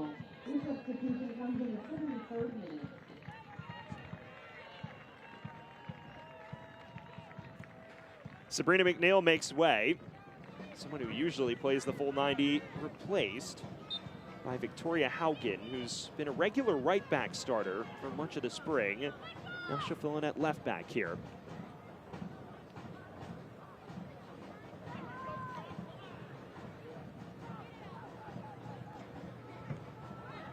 Heavy pressure now from Tampa. It's desperation time for the Sun. And DC still having that confidence to try and play out of the press, and a lot of that you can attribute to their movement up top. You see a lot of hold-up play, a lot of up back through, and they're able to play out of Tampa Bay's press. And if they can now just continue that up the pitch and sustain it a little more in Tampa's half and then get more chances on goal, but the momentum right now is definitely in Tampa's favor. Jamona. At this point, it just seems like DC's trying to hold on They'll have to deal with more pressure. Remember, they brought Parsons on Sunday, and she scored a lovely goal against Carolina, sent to bring them back into the match. That came on 89 minutes, though, and it was just a little too late. She's someone who can provide plenty of threat going forward, Erica. She can. She's a good finisher. She's also really good at post-up play, and I think that's something Tampa Bay lacks. They have speed in behind, but they need that player to be able to hold up play for them, to able to get players forward. A lot of the times their offense is isolated, and putting Parsons on the pitch helps that. Numbers in the box here. Falls kindly for Weber, who perhaps could have done better with that.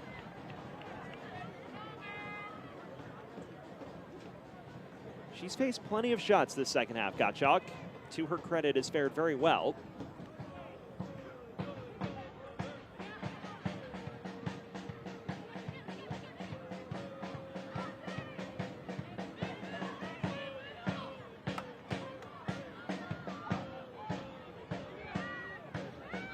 Final 15 minutes now.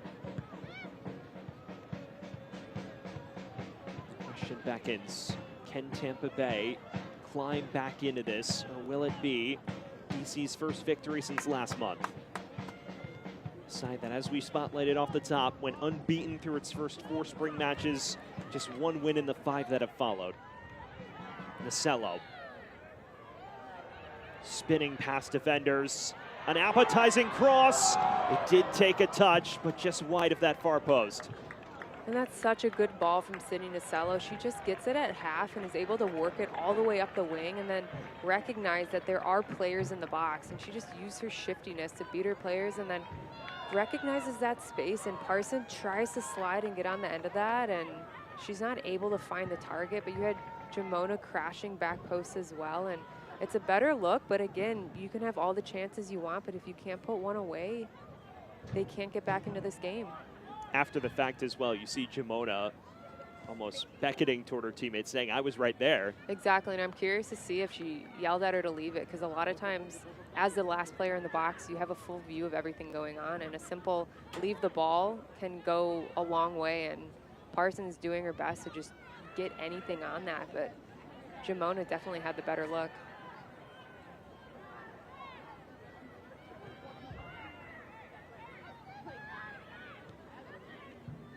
Colton. Torbert.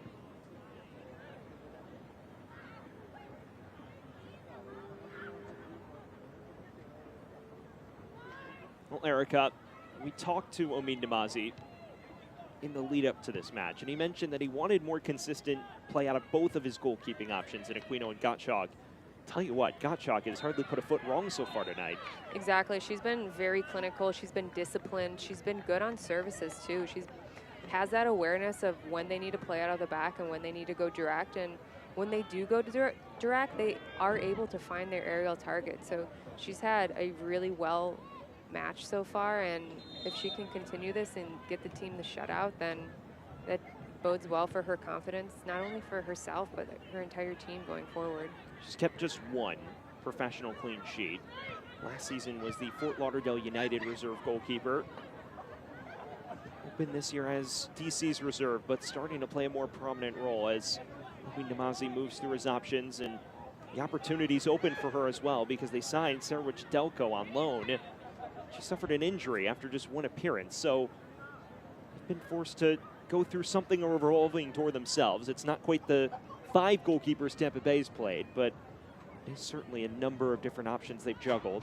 And if she can get her team the clean sheet tonight, I think it just proves that she's able to step up in these high-pressure matches. This is a lot on the line tonight. If they can walk away with 3 points, it puts them in a really good space to contend for a playoff spot. Can Parsons throw a wrench in things? Was looking for Weber. Much needed intervention.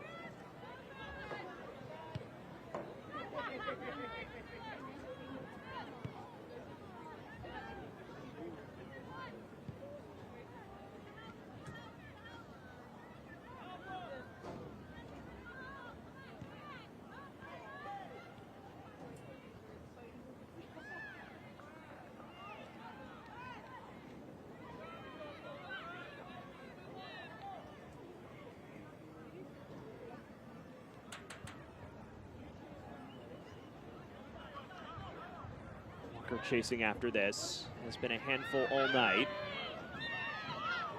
Commits the transgression at the end of that interchange.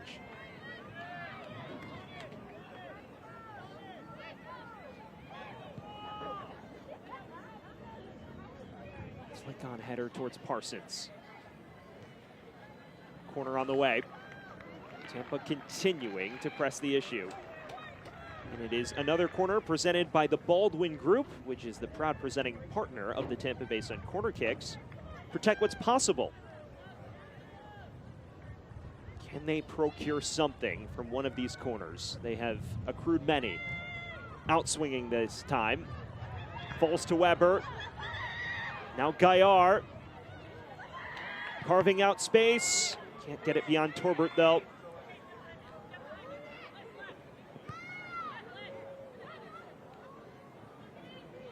And you have to credit the DC power defense. Even though Tampa Bay has been getting a ton of looks on net and chances in the box, they've been solid in not letting anything go in, and I think that speaks to their discipline and not only marking players, but just their emergency defending, last minute sliding, trying to throw their body in front of the cross, the shot, whatever it may be.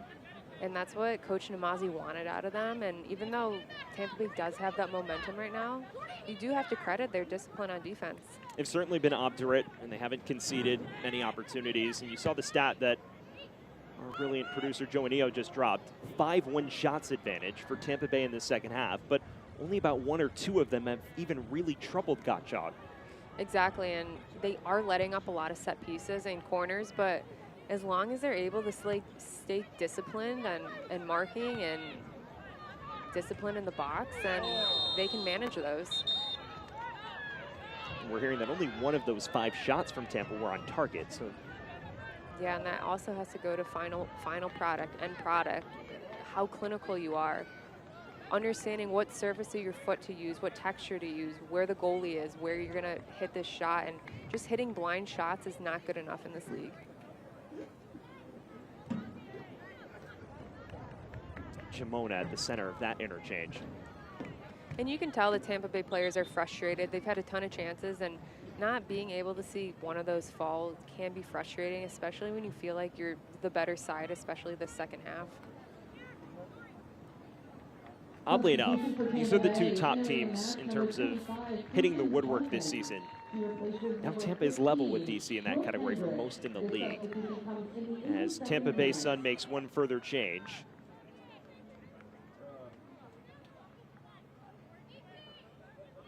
It appears Peyton Parsons has entered for Tampa Bay Sun, the former Texas Tech standout who was exceptional.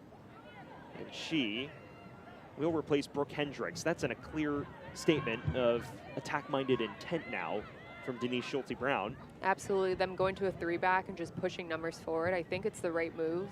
Can they just make sure they're disciplined on the transition? Because DC have had their moments.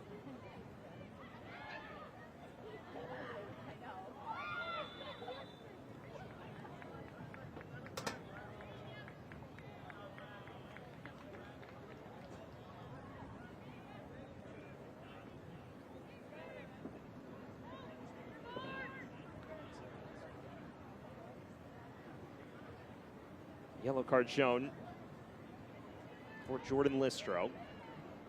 It's not an uncommon occurrence. The referee has issued a yellow card. It's the byproduct of playing as physically as you do. She's one of the best ball winners in the league.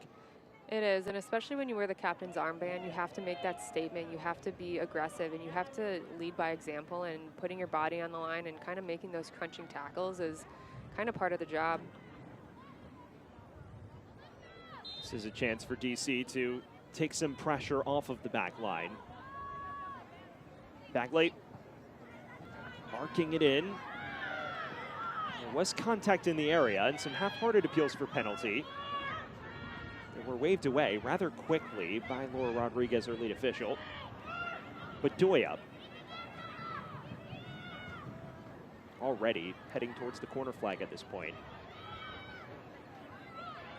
Listen, I think there's a time when you go to the corner flag and when you don't, and if you don't have clear momentum and the rhythm that you want, I think going to the corner flag is not a bad option, especially 84th minute, you have numbers around the ball.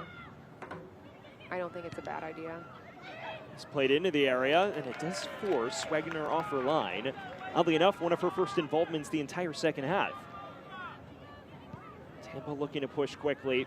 They've given it away. Gainer. Bagley.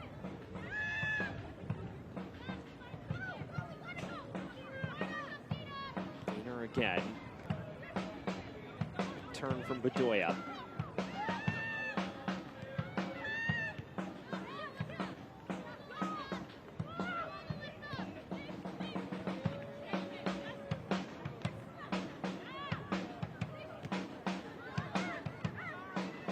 DC Power doing a really good job of drawing Tampa Bay in with these small 5-yard passes and then using their outlets like Torbert and Walker to go long, and I think that's a really good part of their play. When they can execute it, it absolutely works.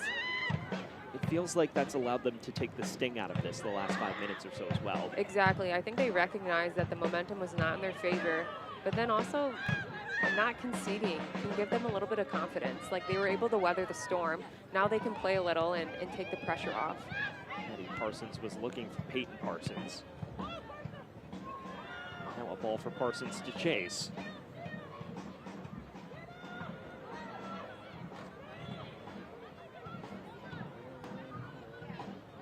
It is a DC Power side that has kept 5 clean sheets this season, but as we showed you, the last 5 matches, those have been few and far between. Just one in the span. That was a 2-0 win at Spokane Zephyr on March 21st.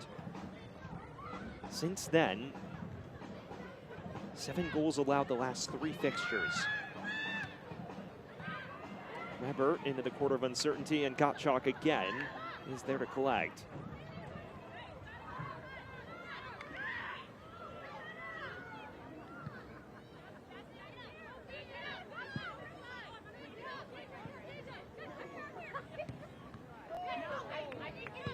Peyton Parsons. Maddie Parsons. Stabbed away with authority by Maki. She does not look like someone who's making only her 2nd professional start. No, she doesn't. She's playing with a confidence and a composure of someone who's been in this for a while, and you can credit that to a lot of things, but a lot of it comes down to identity and clarity on what her role needs to be on this team. Was a standout at the University of Virginia. 56 career appearances with the Cavaliers, so she's played at a high level. Of course, the leap from college to pros is a different animal to handle.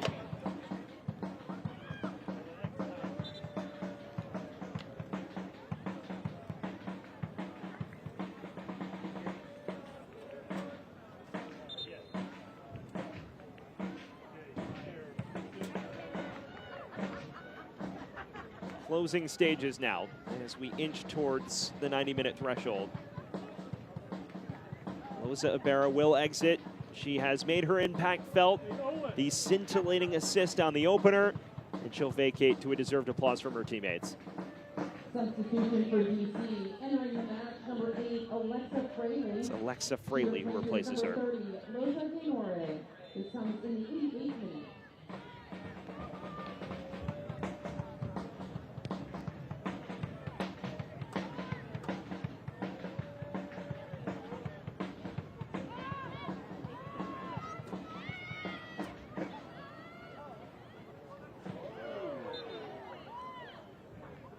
Alexi Fraley, the newest introduction, native of Lafayette, Indiana, who played her final season of college soccer at Purdue after 3 exceptional years at Ball State, where she was a 2-time All-MAC first-team selection, first ever MAC Offensive Player of the Year in the program's history in 2023 as well.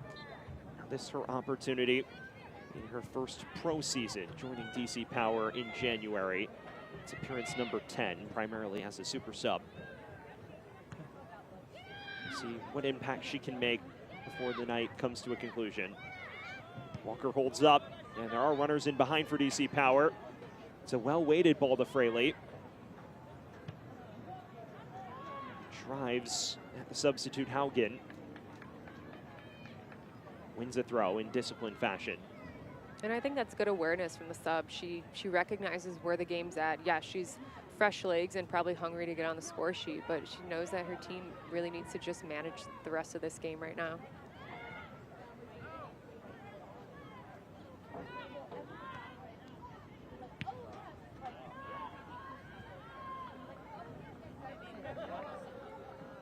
If you are DC, and assuming they're able to see out this clean sheet, from a confidence boosting perspective and a mentality perspective heading into your Final Four fixtures, what does that do for you?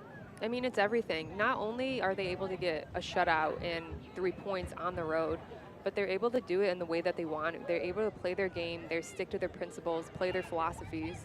And I think the combination of those two, the sky's the limit, and they can feel great heading in to this big playoff push. They can play the way they want to and know that if they do, they can get results. They can get a clean sheet out of it. So if I'm them and I'm leaving this with 3 points, then I'm excited for the next game, and I have confidence.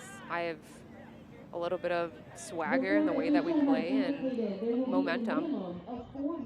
Momentum's an interesting thing, especially in any type of playoff situation, and it's a feeling. And as a player, there's no better feeling than when your team is on a roll and you have that rhythm and you finally get it and you're able to capitalize on it and get results.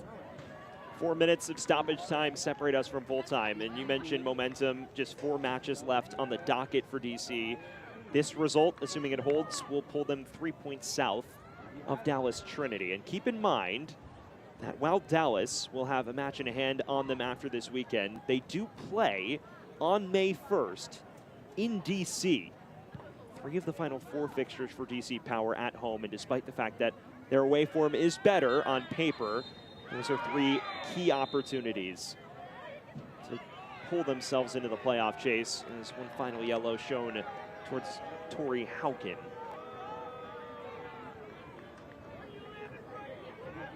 For Tampa, this doesn't eliminate them tonight if they lose, but they'll pretty much have 0 margin for error. Exactly, and a little bit of a frustration foul right there, but DC's able to win it and capitalize and able to take a breath and just kind of run this clock out. They have around 3 minutes left, and they just need to manage this. They can't get sloppy on defending, and they have to just stay disciplined and waste time when they can, go to the corner flag when they can, and just run this clock out. All about gamesmanship at this point. DC craving its first victory since the end of March. 3 consecutive defeats by a combined 7-1 scoreline have followed. Hooked ahead. Walker gets ahead on it. Falls kindly. Turn from Bedoya, who left it dangling.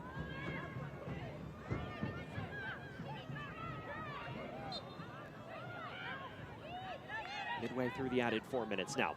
Jamona. Hit off Weber's head. Bedoya.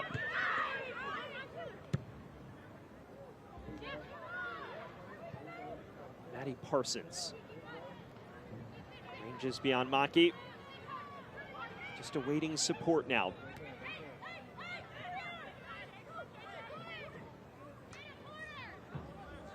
Bedoya sprints the other way. Walker has teammates with her. This is Torbert. Out wide to Fraley in plenty of space, and she knows exactly what to do, and it's head towards that corner flag. And DC probably could have taken advantage of that and gotten a chance on goal and really took advantage of their numbers, but they didn't let their emotions get the best of them. They were able to recognize that, sustain a little bit of possession, just go to the corner. Why chance it on a transitional play? Final minute now. Barring a major collapse, DC will claim a desperately needed 3 points. Their player down for Power FC. Appears to be Almendarez, who's played every minute tonight.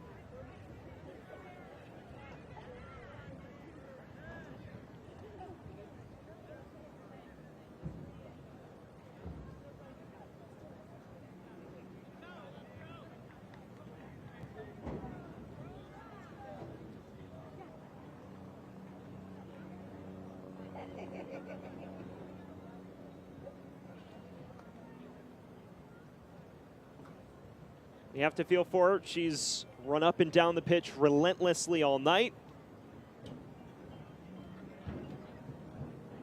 And Paige Almendiz is one of those players that covers ground. That's part of her identity as a footballer. She runs the flank, and she's able to just do that until the very last minute, and that's what she prides herself on. And she's also a true pro. She takes care of her body so well that she's able to do that game in and game out, especially the end of a season like this. She's someone who's cut for a playoff push at the moment. She is. She absolutely is. Beyond the added 4, you'd figure our referee will let it run just a touch longer. Can Tampa add any late intrigue? Peyton Parsons.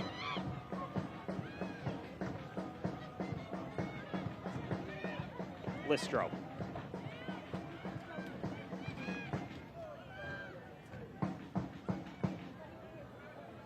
Is back out there to round things out. This is likely Tampa's final chance.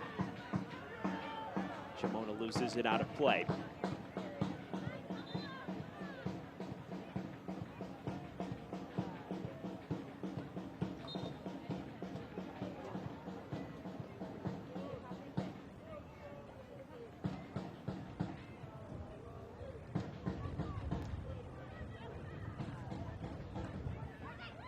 Maddie Parsons drives it goalward, always rising. And I think half the crowd thought it went in.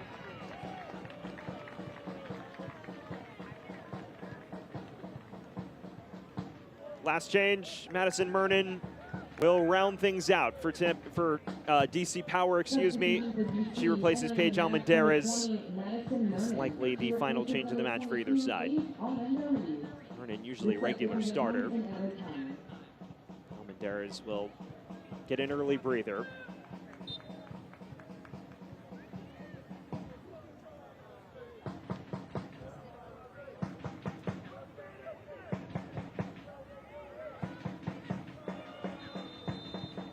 And there is the full-time whistle.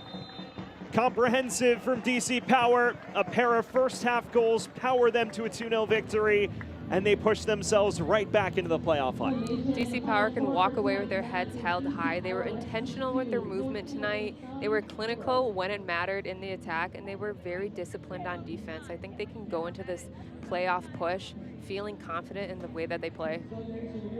This is a side that now finds itself just 3 points south of the playoff line. Renewed hope in their quest for a first ever berth in the Gainbridge Super League playoffs with 4 matches to play.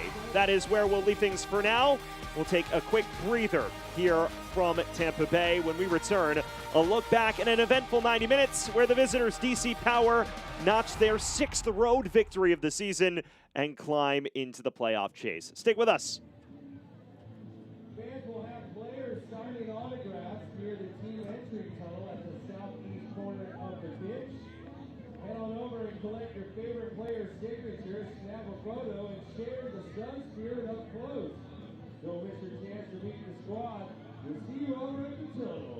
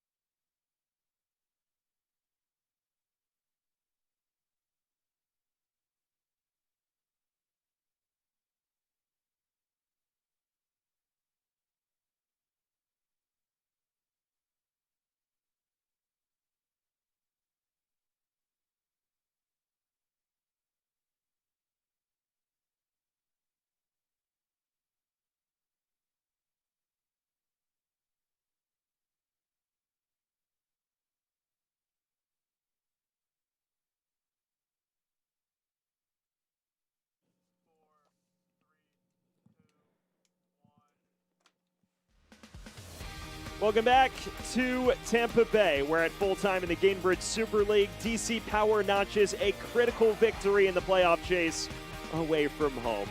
Let's take a look back at the 90 minutes that just transpired. Erica, Omi Namazi will certainly be happy with that first half. Absolutely. DC Power came out to play on the front foot, aggressive, and it all starts with Loza Berra getting in that half space and the pockets in the middle and recognizing the line of Tampa Bay defense, and Alyssa Walker is just able to play on that back shoulder. Notices Wegner's off her line and uses a little bit of cheekiness to just chip her in that far post to open up the score sheet. And then the second goal came just 6 minutes later. Deja Torbert finishing a sensational ball from Paige Almendarez. And this is the patience we like from DC Power. Wasn't able first phase to get on it, and then Paige Almendarez puts a great ball in, and Torbert, credit to her, she's able to just cut across Sabrina McNeil and just use aggressiveness and a little bit of grittiness to redirect that bottom corner, and it's a great goal from her, and her playing in that central space really worked out well for her tonight. Well, strong display from Omi Namazi's bunch. A huge road victory to climb just 3 points south of Dallas Trinity in the playoff chase. 2-0 triumph for DC Power. Well, time to check in with one of our stars of the game, McKenna Gottschalk, keeping your second professional clean sheet tonight and doing it in a pretty critical fixture. What was your mentality heading into this one? I mean, we knew that we had to get a result tonight. Obviously, the standings are really tight, so we played them, 2 weeks ago, and it was a totally opposite story, so we just wanted to come out and really, play with dominance from the beginning. McKenna, it seemed like the team was just all on the same page tonight. You guys were connected and cohesive, and what do you attribute that to? Just kind of like the leadership, the voices that we have on our team. When we go up and down, we have people that'll bring everyone back in and keep us going. Awesome. Well, thank you, McKenna. Congratulations on the clean sheet, and enjoy the rest of the night. Well, a strong performance from McKenna Gottschalk and DC Power as they notch a critical 3 points. Now just 3 points behind fourth place Dallas Trinity in their quest for a playoff berth. For our terrific crew and my broadcast partner, Erica Timrack, I'm Sam Goldfarb saying so long from Tampa, Florida, where DC Power prevails in 2-0 fashion. Have a great rest of your night, everyone.